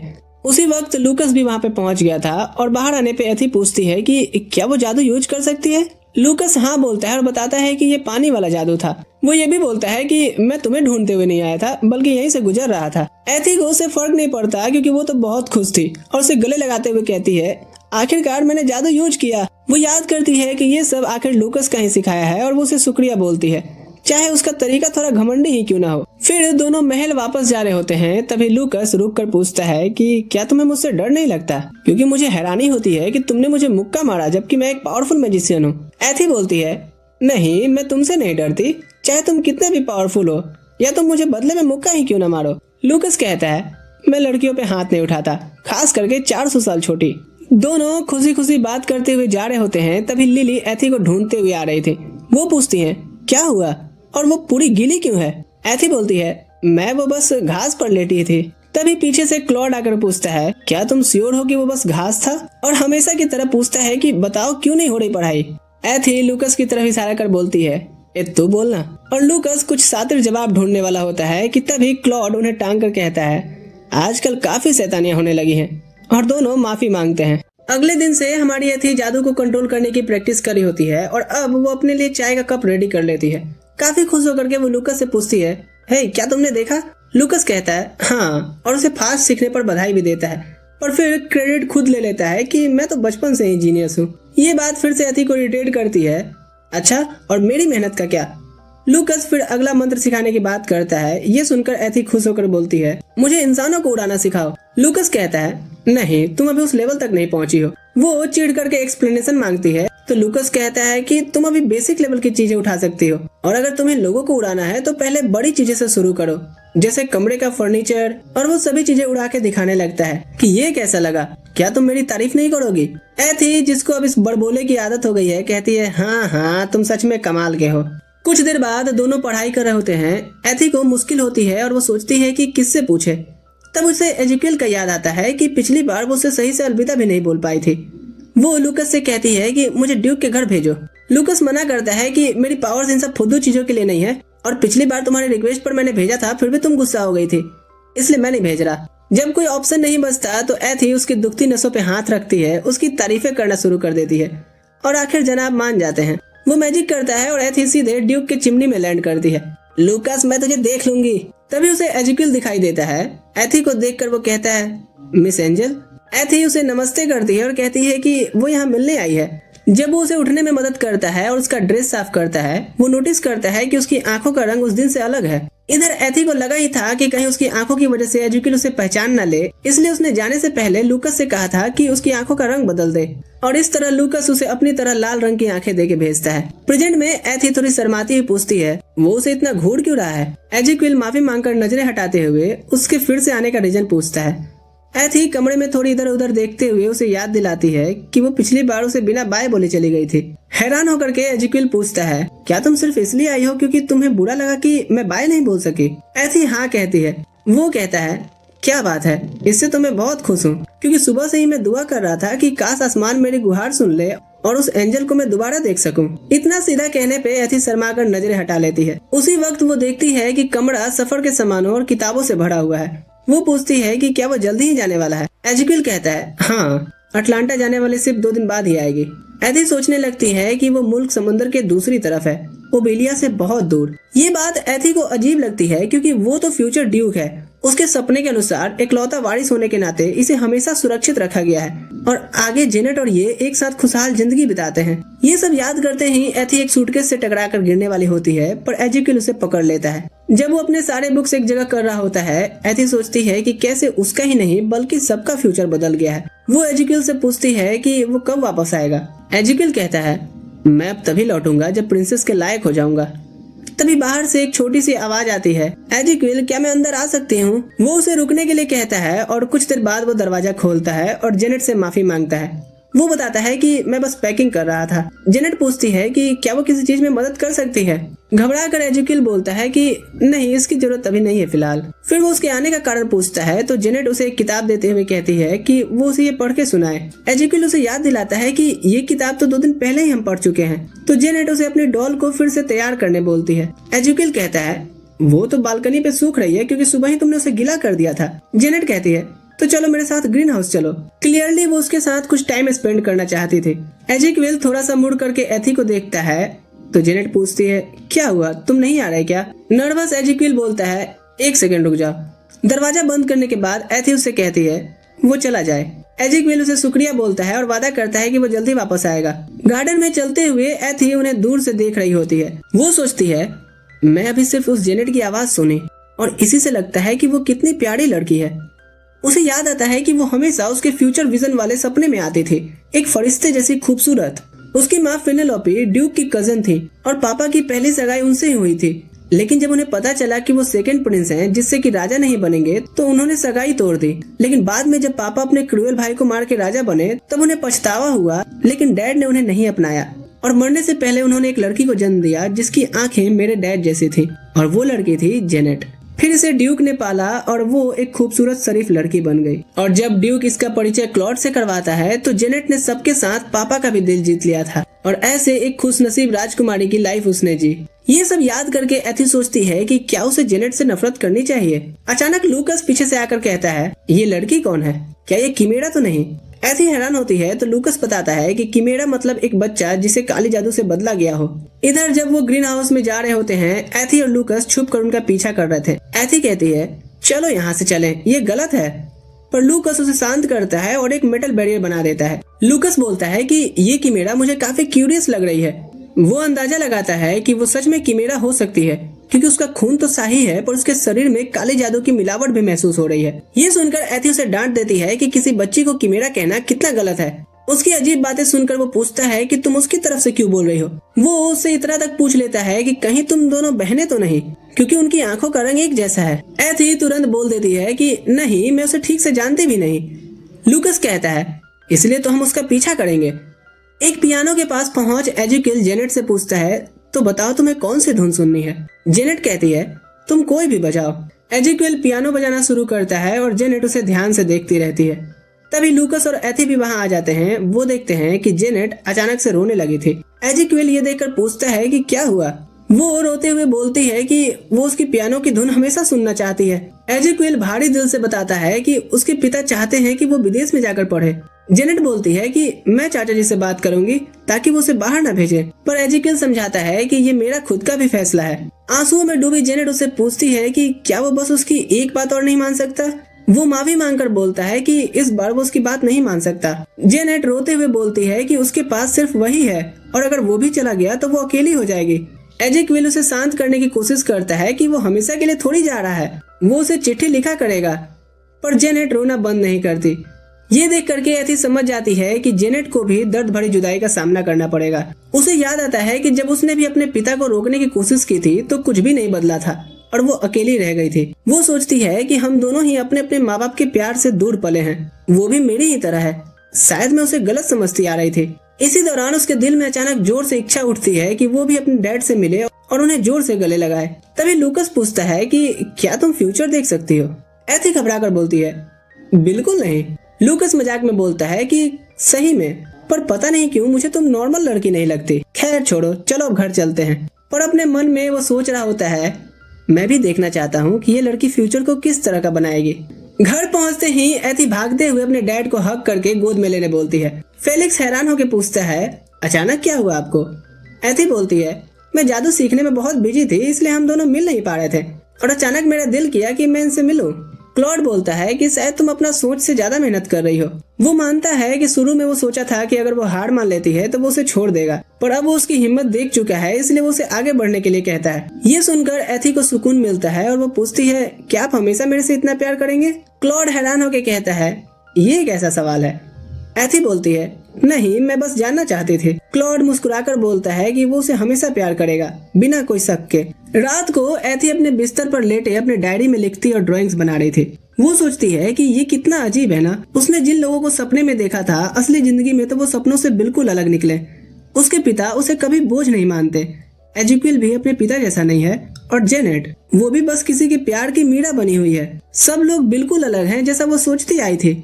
वो खुद से कहती है कि शायद मैंने ही सपनों वाले फ्यूचर को कुछ ज्यादा ही सीरियसली ले लिया था। दूसरी तरफ लूकस महल के छत पर बैठा होता है किस्मत के धागे हिलाते हुए कि नियति हर बार बदल रही है। वो सोचता है कि मैं अब ये जानने को उत्सुक हूँ कि कहाँ जाकर के इस छोटी राजकुमारी की कहानी खत्म होगी। सीन शिफ्ट होता है अब कुछ सालों बाद। एथी बताती है कि ओवेलिया एम्पायर में 14 साल की उम्र बहुत इंपॉर्टेंट होता है, क्योंकि तब राजकुमारी पहली बार शहर में अपना डेब्यू करती हैं और सबके सामने अपना डांस पेश करती हैं। एथी अब बड़ी हो चुकी है और अपने डेब्यू के लिए प्रैक्टिस कर रही होती है, जो 1 महीने बाद होने वाला है। प्रैक्टिस खत्म होते ही उसकी गुरु से बोलती हैं कि वो अपना डांस पार्टनर चुनना शुरू करे। तभी हम उसके कमरे में देखते हैं जहाँ वो अपने पॉसिबल पार्टनर्स की तस्वीरें देख करके कंफ्यूज होती है।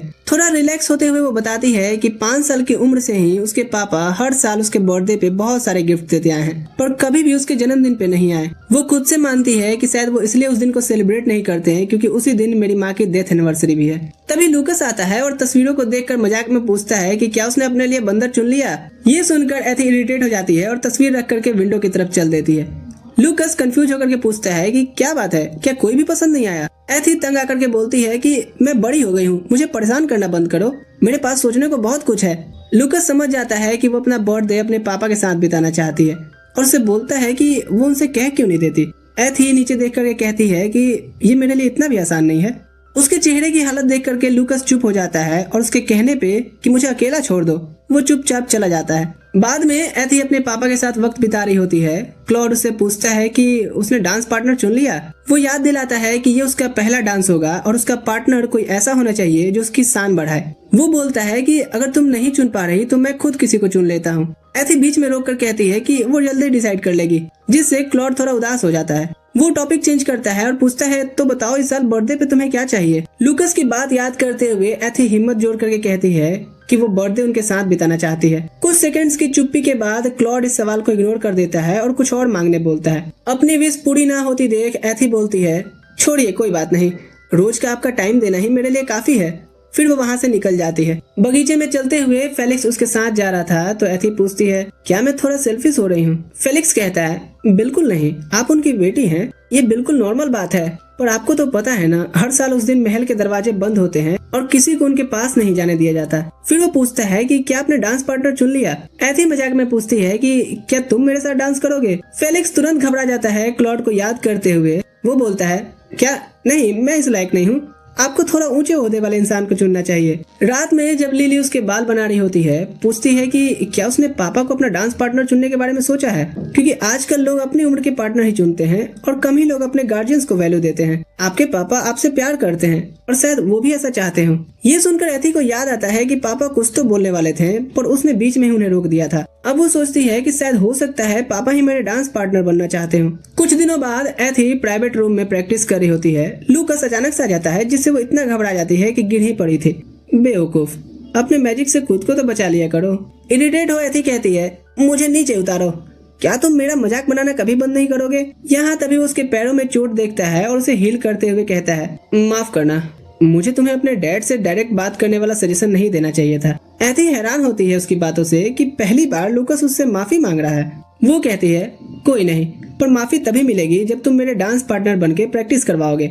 लूकस उसे हाथ देता है, तभी एक मेड देख कहती है ओ तो राजकुमारी को उनका डांस पार्टनर मिल गया, मैं सबको जा रही बताने। एथी उसे रोक कहती है मेरा स्वीट्स तो देके जाओ। और इधर लूकस हंसने लगता है। एथी गुस्से में पूछती है कि वो हंसा क्यों। लूकस बोलता है मेरा दिल किया तो हंस लिया, मैं अपने फीलिंग्स के साथ ऑनेस्ट रहता हूँ और इस चीज को तुम्हें मुझसे सीखना चाहिए। तो जाओ अपने डैड को वो सब बताओ जो वो सच में फील करती है। सीधी बात में बोलूं तो अपने दिल की सुनो। ये बात सुन के एथी सोच में पड़ जाती है, इसलिए उसी रात वो डिसाइड करती है कि वो ये करेगी। अगले दिन वो अपनी जिंदगी नॉर्मल चलाती है, डांस का रिहर्सल में जाती है, लूकस के साथ मैजिक पढ़ती है और फ्री टाइम में अपने रूम में बंद हो जाती है। ये आखिरी बात सभी को हैरान कर देती है कि ये इन दिनों कितने बिजी हैं। खास करके फेलिक्स हैरान होता है क्योंकि वो बाप बेटी संवाद को भी ज्वाइन नहीं कर रहे हैं आजकल।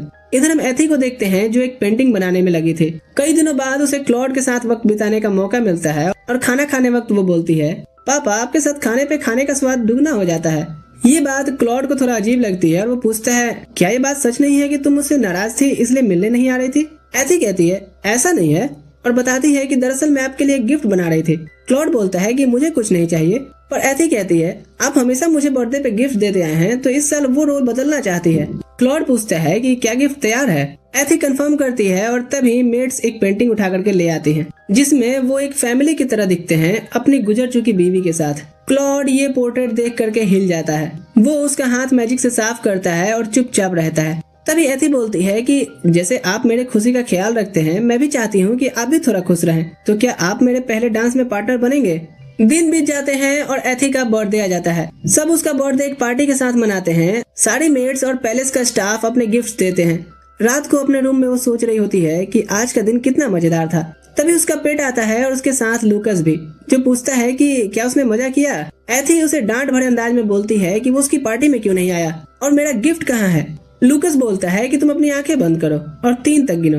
एथी ऐसे ही करती है और हम देखते हैं कि वो आसमान में अपनी मैजिक छोड़ता है। जब वो गिनती पूरी करती है तो ये रात चमकीले भरे पटाखों से नजर आता है। इसको देख करके वो लूकस का शुक्रिया अदा करती है। कुछ पलों के लिए सही वो लूकस को एक अलग नजर से देखती है, पर फिर नजर हटा करके फायरवर्क्स देखने लग गई थी। एथी बोलती है कि 2 सालों में कितना कुछ बदल गया है ना। अब मेरे आसपास ज्यादा लोग हैं जो मेरा ख्याल रखते हैं। मैं सही में खुद को ब्लेस्ड मानती हूँ कि मैं इन सभी से मिली और अब चूंकि मैं बहुत खुश हूँ मैं ये खुशी अपने डैड के साथ भी शेयर करना चाहती हूँ। इधर हम क्लॉड को देखते हैं जो उस पेंटिंग को देख रहा होता है जो एथी ने बनाई थी। वो अपनी बेटी के साथ बिताए उन सभी पलों को याद करता है और उसे थैंक्स भरे अंदाज में एक स्माइल देता है। अचानक सीन चेंज में हम देखते हैं कि जेनेट सभी के सामने पेश की जाती है और एथी निराश से देख रही होती है। अपने आसपास के लोगों की बातें सुनते हुए जैसे जैसे वो सुनते जाती है उसे लगता है कि जैसे उसके पापा उससे दूर होते जा रहे हैं। अचानक वो सपने से उछलकर उठ जाती है, सांस फूली हुई, और बेड पर बैठकर वो सोचती है काफी वक्त हो गया उसे ऐसा सपना आए। अपने रोज के रूटीन के साथ चलते हुए वो डांस प्रैक्टिस में होती है पर गलती से फिसल कर गिर जाती है। टीचर उसे उठाती हैं और नरम अंदाज में बोलती हैं कि जरा ध्यान रखो क्योंकि डांस जल्द ही है। राजा और नोबल्स सब उससे बेहतर परफॉर्मेंस की उम्मीद कर रहे हैं। ये बातें एथी को और ज्यादा परेशान करती हैं, पर वो जवाब देती है कि हाँ मेरे लिए भी वो दिन बहुत इम्पोर्टेंट है। अपने पापा से जवाब ना मिलने की चिंता में वो डिसाइड करती है कि बेहतर यही होगा कि ज्यादा ना सोचे और प्रैक्टिस पे ध्यान दे। इस तरह वो उठकर फिर से डांस करने लगती है। महल की मेड्स नोटिस करती हैं और उसकी तबीयत को लेकर परेशान हो जाती हैं। वो लिली से राजकुमारी के पास जाने को बोलती हैं कि वो उनसे बात करें कि वो खुद को इतना फोर्स नहीं करें। तभी एक और मेड आती है और बताती है कि दूत समाचार लेके आया है। ये सुनते ही लिली उन्हें बोलती है कि ये तो एथी के लिए ही है। फिर वो सब उसके रूम में जाते हैं और बताते हैं कि आखिर में महाराज ने हाँ कह दिया और साथ ही ड्रेस और एसेसरीज भी भेजे हैं। ये सुनकर एथी बहुत खुश होती है और तुरंत सारा ट्राई करने लग जाती है। फिर सीन कट होता है और हम देखते हैं कि वो लूकस को केक से लुभाने की कोशिश कर रही होती है और उसकी तारीफ में दुनिया भर की बातें किए जा रही थी। लूकस उसके इरादे को समझ जाता है और पूछता है क्या काम है। तब एथी उसे बोलती है कि वो उसके साथ प्रैक्टिस करे अपनी एडल्ट फॉर्म में आके। लूकस सीधा मना कर देता है और बोलता है कि पिछली बार तुमने मेरे पैरों को तबला समझ के जो बजाया है ना, मैं नहीं आ रहा तुम्हारे साथ डांस करने किसी भी फॉर्म में। एथी थोड़ी घबराहट में उससे वादा करती है कि इस बार ऐसा नहीं होगा, अब कहाँ पैर रखना है मैं सीख गई हूँ। लूकस फिर भी मना कर देता है और प्रैक्टिस के लिए एक पेपरमैन बना देता है कि इसके साथ करो। गधा बोल के एथी उस पेपरमैन के साथ प्रैक्टिस करने लगती है, पर वो उसके पैर पे भी पैर रख देती है जिससे कि दोनों गिर जाते हैं। थकी हुई वो सोचती है कि शायद फेलिक्स से इस बारे में हेल्प लेना चाहिए। लूकस कहता है तुम क्या चाहती हो। वो बेचारा आदमी मारा जाए, क्योंकि उसने भी महसूस किया है कि उसका बाप कितना हानिकारक है। एथी कहती है बंद करो अपना बकवास। वो सोचती है किसके साथ प्रैक्टिस करूं। तभी उसे याद आता है कि वो अपनी लंबी यात्रा से लौट चुका होगा। लूकस के कान खड़े हो जाते हैं और वो पूछता है क्या वो एजिक्वेल की बात कर रही। एथी कहती है सही पकड़े हैं, और शुरू करती है बताना कि वो अटलांटा एकेडमी से पढ़ के आया पहला स्टूडेंट्स में से एक है। लूकस कहता है हाँ ये बढ़िया आइडिया है। वो पूछता है क्या तुम्हें वो लड़का पसंद है। थोड़ा सोच कर एथी कहती है हाँ, और वो ये भी कहती है कि वो 7 साल बाद कैसा दिखता होगा। ये सुनते ही लूकस का मूड बदल जाता है और एक चुटकी से उसे उड़ा देता है, ये कहते हुए कि अगर उसे देखने की इतनी ही इच्छा हो रही है तो अभी जाओ। इस तरह हम देखते हैं कि एथी दोबारा वैसे ही अंदाज में एजिक्वेल की बाहों में गिरती है। वो पूछता है क्या आप ठीक हैं? आपको सरप्राइज देना पसंद है क्या? वैसे मुझे भी मिस एंजल को देखने की बहुत इच्छा हो रही थी। उसके उतारने के बाद वो कहता है कि 7 साल हो गए ना आखिरी बार हमें मिले। मैंने तो सोचा भी नहीं था कि कभी हम वापस मिलेंगे, और इसीलिए आपको मेरे चेहरे पे खुशी दिख रही होगी। एथी सोचती है कि कैसे वो खुद को इतना खुश दिखा लेता है। एजुकेल सोचता है कि शायद वो उसे याद नहीं है। वो कहता है कि मैं हैरान हूँ कि आप कितनी बदल गई हैं। वो जवाब देती है इस पर कि हाँ वो भी बहुत बदल चुका है, लेकिन तुमने पहली नजर में पहचान लिया। तभी हम जेनेट की आवाज सुनते हैं जो एजुकेल को ढूंढ रही होती है। एजुकेल कहता है मुझे जाना होगा, पर उससे पहले मैं तुम्हें कहीं ले जाना चाहता हूँ। वो उसका हाथ पकड़ बढ़ने लगता है तो जिद करती है कि मुझे छोड़ दो और उसके साथ जाओ, पर एजुकेल कहता है कि मैं ये मौका नहीं खोना चाहता। जब वो उस जगह पर पहुंचते हैं तो हम एक फूलों का खेत देखते हैं। वो बताता है कि मैं हमेशा यहाँ आया करता था जब भी मैं अकेला रहना चाहता था, और उम्मीद करता हूँ कि ये तुम्हें पसंद आएगा। एथी पूछती है कि वो क्यों ऐसा करता था, और एजुकेल कहता है मुझे भी नहीं पता, सिर्फ एक ही बार तो मैंने तुम्हें देखा था, वो भी कुछ पलों के लिए। एथी मुस्कुराती है और पूछती है कि अटलांटा कैसा रहा। वो कहता है बहुत ही अच्छा। पहले तो नहीं लगा था कि मैं टिक भी पाऊंगा, पर फिर मैंने 7 साल की पढ़ाई 6 महीने में ही कंप्लीट कर ली। एथी पूछती है कि क्या वहाँ का कोई मजेदार किस्सा भी है। वो कहता है हाँ है ना, और बताता है कि शुरुआत बहुत मुश्किल थी। ड्यूक का बेटा होने के नाते सब उसके बारे में बात करते थे। वो मुझे छेड़ते थे कि क्या मुझे यहाँ की भाषा आती है, और जब मैं नहीं बोल पाता था ठीक से तो मेरा मजाक भी उड़ाते थे। इसीलिए उसने जितना हो सके पढ़ाई की ताकि क्लास की रफ्तार पकड़ सके।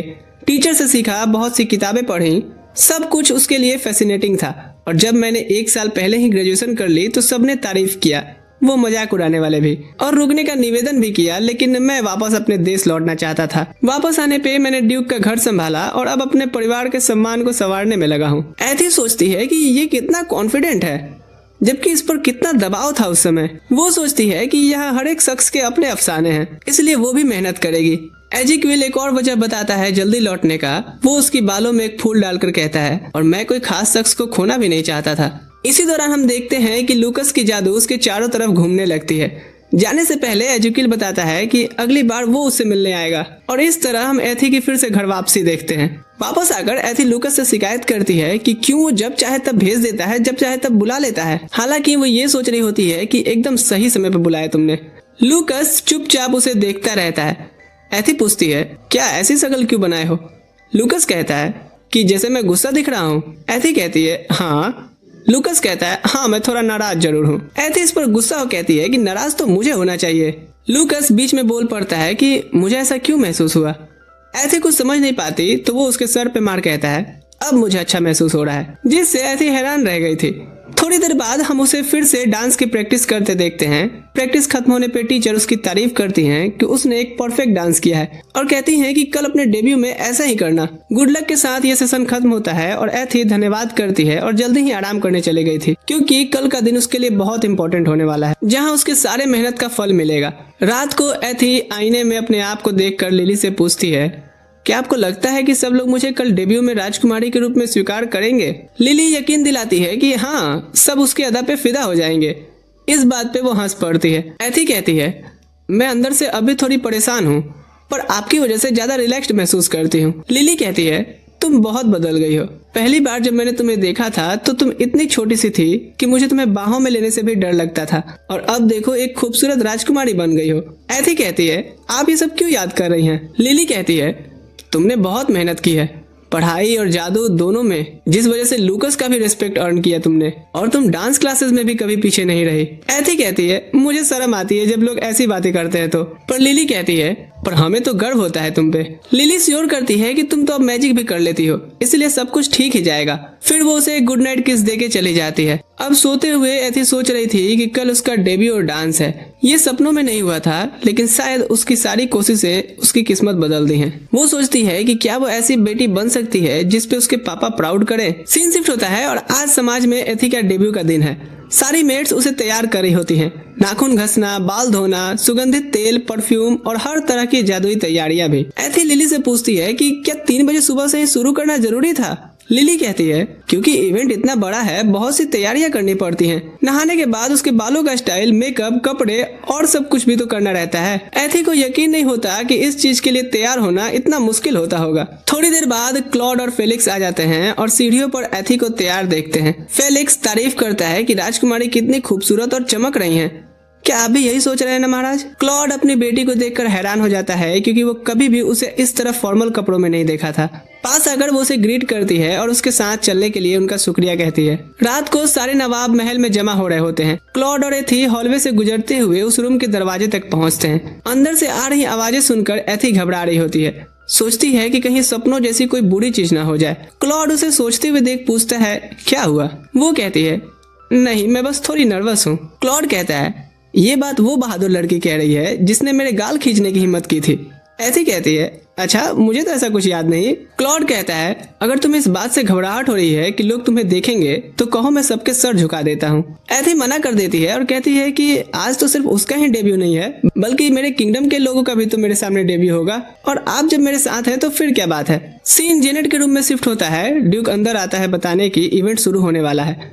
जेनेट उठकर पूछती है कि क्या वो अपने पिता और बहन से आज मिल पाएगी। ड्यूक कहता है हाँ, बस वो सही वक्त का इंतजार करे ताकि मैं महाराज से बात शुरू कर सकूं, और तब जाके ये प्यारी राजकुमारी अपनी इंपेरियल फैमिली में वापस चली जाएगी। जेनेट रो पड़ती है और कहती है कि पता नहीं मैं कैसे आपका शुक्रिया अदा करूं।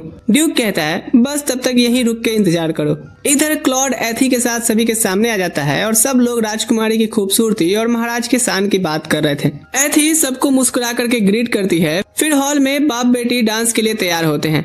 क्लॉड कहता है तो शुरू करें। एथी उनका हाथ पकड़कर डांस शुरू करती है। डांस करते वक्त वो बताती है कि सबने कैसे मेरे डांस प्रैक्टिस की बहुत तारीफ की है, लेकिन तभी वो गलती से क्लॉड के पैर पे पैर रख देती है। क्लॉड थोड़ा रुकता है पर फिर ध्यान नहीं देता। एक स्पिन में एथी फिसल जाती है, लेकिन क्लॉड उसे संभाल कर हवा में उठा लेता है। सब हैरान रह जाते हैं ये कहते हुए कि ये तो किसी पेंटिंग जैसा पोज लग रहा है। क्लॉड उसे नीचे उतारकर पूछता है कि क्या ये वही स्टेप्स हैं जिनकी लोगों ने तारीफ की थी।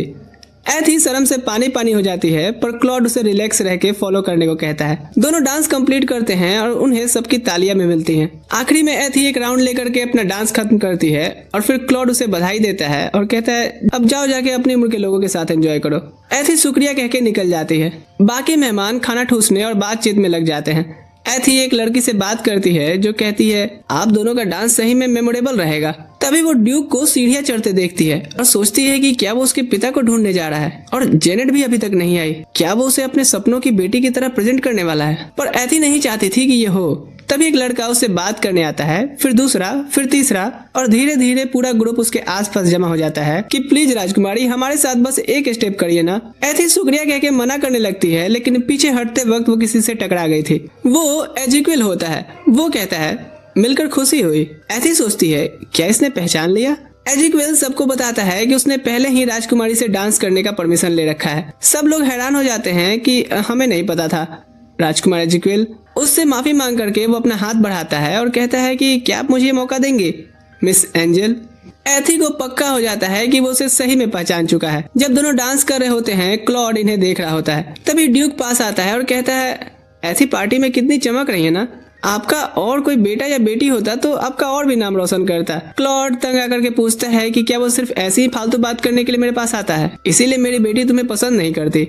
ड्यूक कहता है नहीं नहीं, मैं तो सिर्फ इसलिए ऐसा बोल रहा हूँ क्योंकि उनकी उम्र की लड़कियां आमतौर पर नाजुक होती हैं, इसलिए उनके लिए बुरी बात नहीं होगी अगर वो अपनी उम्र की कोई और लड़की की दोस्त बने। वो कहता है कि वो एक ऐसी लड़की को अपनी बेटी जैसा ही पाला है जो बहुत ही आज्ञाकारी, मीठी और नरम तबीयत की है। जब वो ये सब कह रहा होता है, क्लॉड पार्टी में एक मिस्टीरियस पर्सन को घूमते देखता है। ध्यान से देखने पे उसे लगता है कि जैसे वो उसे पहचानता हो, लेकिन वो शख्स अंधेरे में गायब हो गया था। इधर ड्यूक की बकबक से परेशान होकर क्लॉड उसे रोकता है और याद दिलाता है कि आज एथनेसिया का समाज में डेब्यू का दिन है, तो सिर्फ उसकी बात होनी चाहिए। इसी वक्त एथी एजिकिल के साथ डांस करके रुकती है। एजिकिल उसका शुक्रिया अदा करता है ये मौका देने के लिए। इसके बाद एथी को याद आता है कि उसके पास अपने पिता के लिए एक तोहफा है। वो सबका अटेंशन अपनी ओर मांगती है और फिर मैजिक से उस सीलिंग को तारों भरे आसमान की तरह बदल देती है। फिर कुछ तितलियां मिलकर के एक फूल बनाती हैं जो खुलकर एक औरत की तस्वीर दिखाता है। सब लोग हैरान रह जाते हैं और ज्यादा इसलिए क्योंकि वो तस्वीर महारानी डियाना की होती है। एथी पियानो बजाना शुरू करती है और ये वही धुन होती है जिसमें उसकी माँ क्लॉड को डांस के लिए इनवाइट किया करती थी। सुरों के साथ दोनों सारे मेहमानों को अपना डांस दिखाते हैं। डांस के बाद एथी अपने पिता से कहती है कि उसने ऐसा इसलिए किया क्योंकि वो चाहती थी कि आज के दिन उसकी माँ और पिता भी दोनों इस चीज को एक्सपीरियंस करें, और ये कहकर वो काफी खुश होती है। सब उसकी तारीफ में तालियां बजाते हैं। कुछ कहते हैं कि ओबेलिया की उत्तराधिकारी से हम कुछ ऐसी ही उम्मीद रखते हैं, कुछ कहते हैं कि वो सही में खास है। इन सब के बीच हम देखते हैं कि वो ड्यूक चुपचाप पार्टी से निकल जाता है। दूसरी तरफ ड्यूक की हवेली में जेनेट फायरवर्क्स को देख कहती है, लगता है डांस डेब्यू खत्म हो गया। वो सोचती है क्या मैं कभी अपने पापा और बहन से मिल भी पाऊंगी। इधर कैरेज से सभी महल को जा रहे होते हैं और क्लॉड उसे प्रेजेंट देते हुए कमाल के डेब्यू के लिए बधाई देता है, साथ ही उसे आज बर्थडे विश करता है। एथी हंसते हुए कहती है ये बहुत ही फनी है पापा। इधर हम ड्यूक के मेंशन में उसी मिस्टीरियस बंदे को देखते हैं। ड्यूक उसे डांट लगाता है कि वो इवेंट में क्यों आया था, अगर उसे पकड़ लिया जाता तो। वो शख्स उसे शांत करता है और कहता है कि उसके पास एक प्लान है। तभी जेनेट दरवाजा खटखटाती है और वो गायब हो जाता है। ड्यूक उसे अंदर आने देता है और वो पूछती है क्या हुआ। ड्यूक कहता है देखो आज का दिन सभी का ध्यान सिर्फ एथेनेसिया के डेब्यू पे था, वो थोड़ा और सब्र करे। जेनेट उदास होती है मगर वो अपनी इमोशंस को छुपाकर कहती है कोई बात नहीं, मुझे विश्वास है कि वो एक दिन अपने पिता और बहन से जरूर मिलेगी। उधर एथी अपने कमरे में खुशी खुशी अपने डैड का दिया प्रेजेंट खोल रही होती है। उसमें एक रिबन के साथ चिट्ठी होती है जिसमें लिखा होता है कि मैं तुम्हारे लिए हमेशा खुश रहने का विश करता हूँ। उस रात एथी सो नहीं पाती, सोचती रहती है कि सब कितना अच्छा हो रहा है और सपनों में जो कुछ होता था उसमें से तो कुछ भी नहीं हुआ। लेकिन तभी वो सोचती है कि उसके पिता और ड्यूक में आखिर क्या बात हुई होगी। तभी लूकस आता है और कहता है कि तुम उदास क्यों रहती हो, कुछ इवेंट में हुआ है क्या। एथी कहती है नहीं कैसे, तुमने जरूर महाराज के साथ साथ किसी और का भी पैर कुचल दिया होगा। लूकस उसका चेहरा देखकर अंदाजा लगाता है कि हाँ ये सच्ची बात है ना, और हंस पड़ता है। एथी कहती है कि वो बस घबराई हुई थी, लेकिन अंत भला तो सब भला। तभी उसके दिल में तेज दर्द होता है और वो नीचे गिर पड़ती है। लूकस उसे पकड़ लेता है और अपनी मैजिक से उसकी शक्तियों को संभालता है। उसकी इमोशंस जल्दी जल्दी बदल रही थी जिससे उसका जादू पूरे शरीर में फैल गया था। एथी समझ नहीं पाती कि ये सब उसके साथ क्यों हो रहा है। लूकस बताता है कि वो बहुत नाजुक है इसीलिए, और कल से बिना शिकायत के मैजिक की ट्रेनिंग शुरू करेगी। वो अपनी मैजिक से उसे बेड पर वापस सुलाता है और एथी सोचती है कि क्या वो इसलिए यहाँ आया क्योंकि वो उसकी फिक्र करता है, और उसे गुड नाइट कहती है। जाते हुए लूकस थोड़ा पछतावा करता है कि उसे मैजिक का यूज करना पड़ा जबकि अभी अभी वो पूरी तरह से ठीक हुआ था। वो आसमान की तरफ देखकर कहता है कि अगर ये लड़की उससे नहीं टकराती तो अभी वो क्या कर रहा होता। उसका बुरा हिस्सा कहता है कि वो इस चीज से थक चुका है और अगर वो यहाँ रहता है तो कभी अपनी पूरी शक्ति वापस हासिल ही नहीं कर पाएगा। पर उसका अच्छा हिस्सा कहता है कि वो उसे अकेला छोड़कर नहीं जा सकता, वो जरूर मर जाएगी। वो दोनों आपस में फेटाफेटी करने लगते हैं और लूकस गहरी सांस लेकर के उन्हें नजरअंदाज कर देता है। सोचता है कि वो थोड़ा और समय दे सकता है क्योंकि ये सब उसे मजेदार लगता है। अगले दिन एथी को बहुत सारी लेटर्स मिलती हैं जो शहर के नवाबों ने भेजी होती है उसे अपने पार्टीज में बुलाने के लिए। मेड उसे सलाह दे रही होती है कि मार्कस और रेन की पार्टी एक्सेप्ट करिए क्योंकि मैंने सुना है कि उनके बेटे बहुत ही हैंडसम है और उनका फ्यूचर भी सेट है। लड़कियों को इससे ज्यादा और क्या ही चाहिए। तभी लिली आकर के चीजें शांत करती है और एथी को सलाह देती है कि अगर वो बस दोस्ती बनाना चाहती है तो उसे इतना सोचने की जरूरत नहीं है।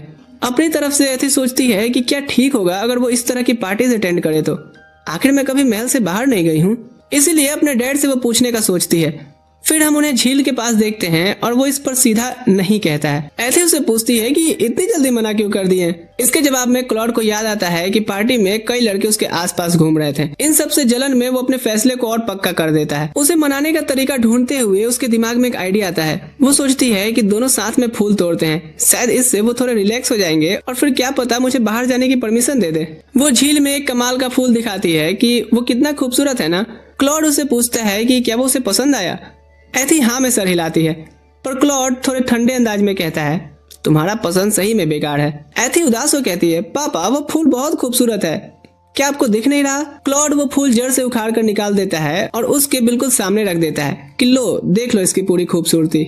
ऐसी चीज देख करके एथी डर कर चीख उठती है और अपने पिता से चिपक कर हाथ पैर मारते हुए कहती है, इस डरावने चीज को जल्दी फेंकिए। उसके हिलने डुलने पे नाव भी डूब गई थी। उसी दिन की तरह क्लॉड उसे फिर से बचाता है और ये बात एथी को शर्मिंदा कर देती है कि मैं अपनी मैजिक से खुद को भी नहीं बचा पाती। अब जो कुछ हुआ उसके बाद क्लॉड इस नतीजे तक पहुंचता है कि इसका दिमाग चंचल होते जा रहा है, इसीलिए उसे महल से बाहर जाने की इजाजत नहीं देता और ज्यादा सुरक्षा बढ़ा देता है। अब हम देखते हैं एथी लिली के साथ कुछ बनाने की कोशिश करी होती है। लिली उससे पूछती है कि क्या वो उस जगह जाएगी जहाँ से निमंत्रण आया है। एथी कहती है कि पता नहीं, ऊपर से वो बाहर भी नहीं जा सकती क्योंकि उसके पापा बहुत ही ओवर प्रोटेक्टिव हो गए हैं। इसी वक्त फेलिक्स आता है बताने के लिए कि महाराज ने आपके लिए एक तोहफा भेजा है। वो कहता है कि साथ चलिए मेरे। गार्डन में पहुंच वो बताता है कि सालों से ये जगह महाराज आपके लिए तैयार कर रहे थे। एथी उस जगह की खूबसूरती देख करके हैरान रह जाती है। फेलिक्स ऐड करता है कि उन्होंने कहा है कि वो इस जगह को अपनी मर्जी से इस्तेमाल कर सकती हैं, जैसे कि चाय की पार्टीज करना। ये बात एथी को थोड़ा कंफ्यूज करती है, पर लिली बताती है कि उसके पिता को पता है कि वो दोस्त बनाना चाहती है, इसलिए उसे सलाह देती है कि चलो सोचना शुरू करो कि किसको किसको पार्टी में बुलाना है। फिर हम उसे रूम में बैठे देखते हैं खुशी खुशी अलग अलग लोगों के लिए इनविटेशन लेटर लिखते।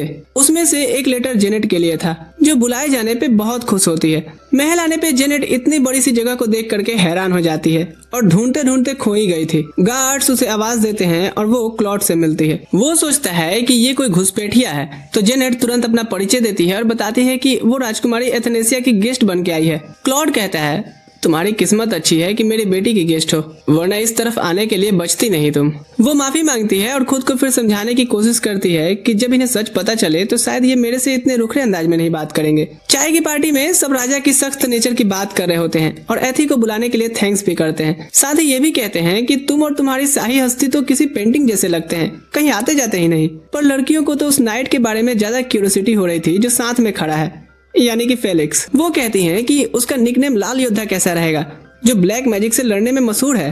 एथी को ये बात फेलिक्स के बारे में पता नहीं होती है और इधर फेलिक्स ये सब सुन के शर्मा रहा होता है। फेलिक्स के साथ साथ वो लूकस की भी बातें करती हैं, एक जीनियस मैजिशियन जो बिल्कुल लोन वुल्फ जैसा लगता है। पर हमें तो कुछ नरम दिल वाले भी पसंद है, जैसे ड्यूक का बेटा एजिक्विल, और वो तो एथी के साथ डांस भी कर चुका है ना।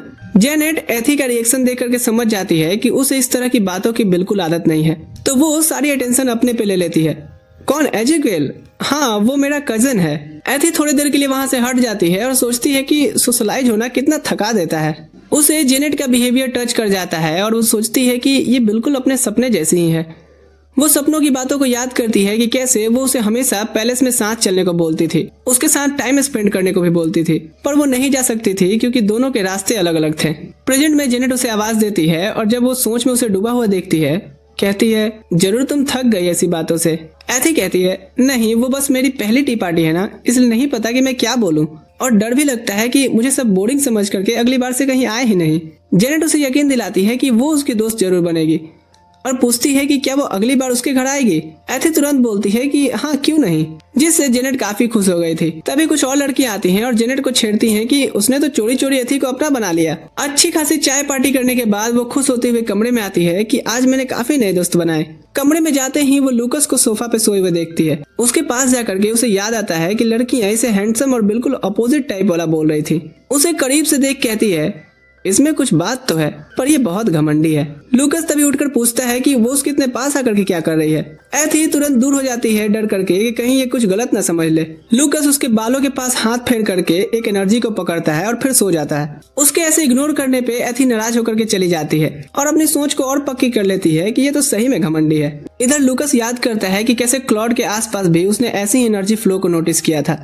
वो सोचता है कि आखिर ये ब्लैक मैजिक का सोर्स क्या है। सीन शिफ्ट होता है उस विजय टावर में जहां लूकस इतने सालों से सोया था। वहां एक क्लॉड के जैसा दिखने वाला बंदा हंसते हुए एक बुक लेके निकलता है। इधर महल में एथी लाइब्रेरी में आ रही होती है, ये सोचते हुए कि जेनेट और एलेना को नाइट्स के ऊपर लिखी पोएम्स बहुत पसंद है। जब वो ऐसा ही कुछ ढूंढ रही होती है, उसे एजिक्विल दिखता है। वो पूछती है, तुम मेरे पर्सनल लाइब्रेरी में क्या कर रहे हो? ओ सही में, मुझे नहीं पता था। तो क्या आप मुझे अब धक्का मार के निकालेंगे? एथी कहती है, शायद तुम्हारे इस पहले गुस्ताखी के लिए मुझे ऐसा ही करना चाहिए। एजिक्विल कहता है, पर मैं तो यहाँ पहले भी आ चुका हूँ। मिस एंजल, मुझे उस नाम से मत बुलाओ। एजिक्विल माफी मांगता है अपने रूडनेस के लिए और कहता है, जो मेरे ख्यालों में रहती है उससे मैं कोई भी सजा पाके खुश होऊंगा। तभी लूकस आते हुए कहता है, मैं सजा दूं तो चलेगा? आखिर तुमने बिना महाराज की परमिशन के लाइब्रेरी में घुसने की हिम्मत की है। ओह, तो क्या एक मैजिशियन को परमिशन है यहाँ होने की? लूकस कहता है, मैं शाही फैमिली को सर्व करने के लिए हूँ, इसलिए मेरा सवाल पूछना जायज है। दोनों एक दूसरे को घूरते हुए नैनों से तीर चला रहे होते हैं। एथी कहती है,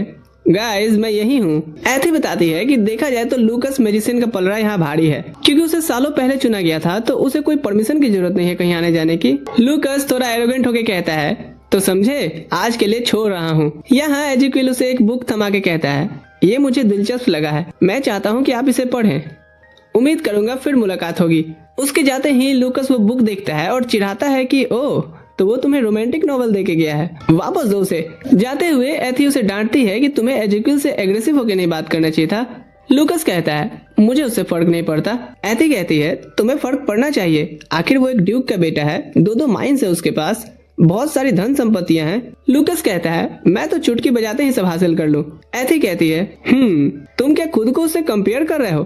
तुम कहीं से भी उसके जैसे नहीं हो, वो कितना लंबा है। लूकस तुरंत से अपने रियल फॉर्म में आकर कहता है, जरा फिर से बोलना, कौन लंबा है? हम शरीफ क्या हुए, तुम्हें तो पूरी दुनिया बदमाश लगने लगी। शर्म से एथी उसके सर पे मारते हुए कहती है, जल्दी अपने छोटे रूप में आओ, जल्दी आओ, जल्दी आओ। महल पहुंच एथी सोच रही होती है अपनी टी पार्टीज वाली सहेलियों को क्या रिटर्न गिफ्ट दे।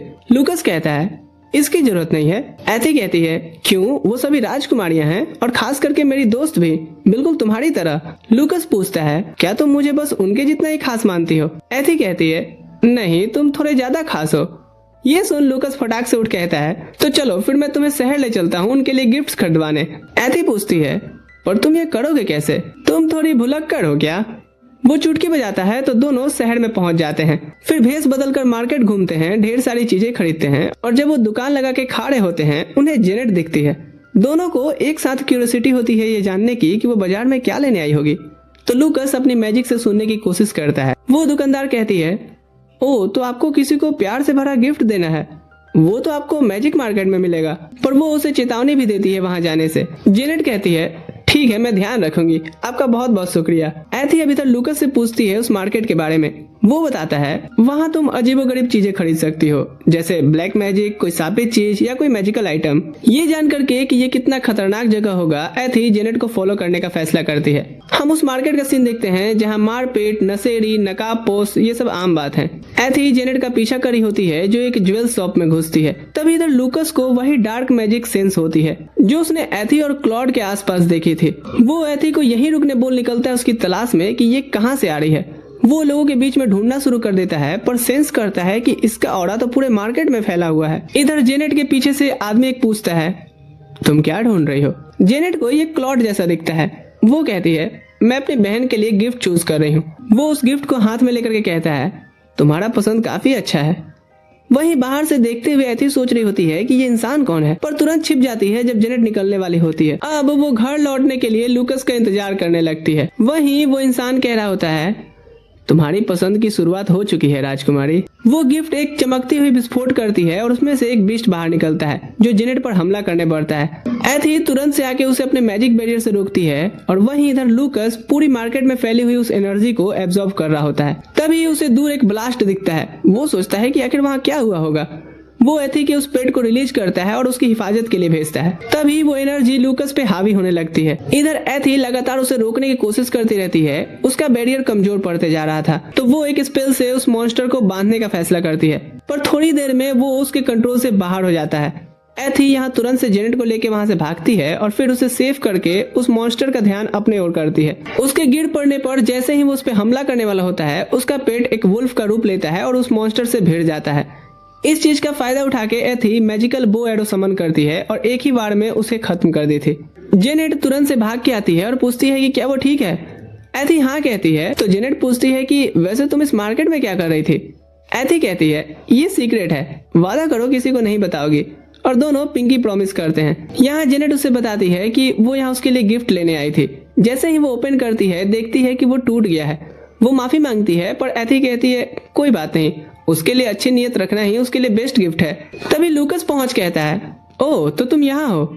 एथी कहती है, हाँ, और तब तुम कहाँ थे जब मैं इतने बड़े मॉन्स्टर से लड़ रही थी? एथी उसे डांटे जा रही थी। लूकस उसके कपड़ों से धूल साफ करता है और कहता है, चलो भी, वो कोई बिलौटा होगा।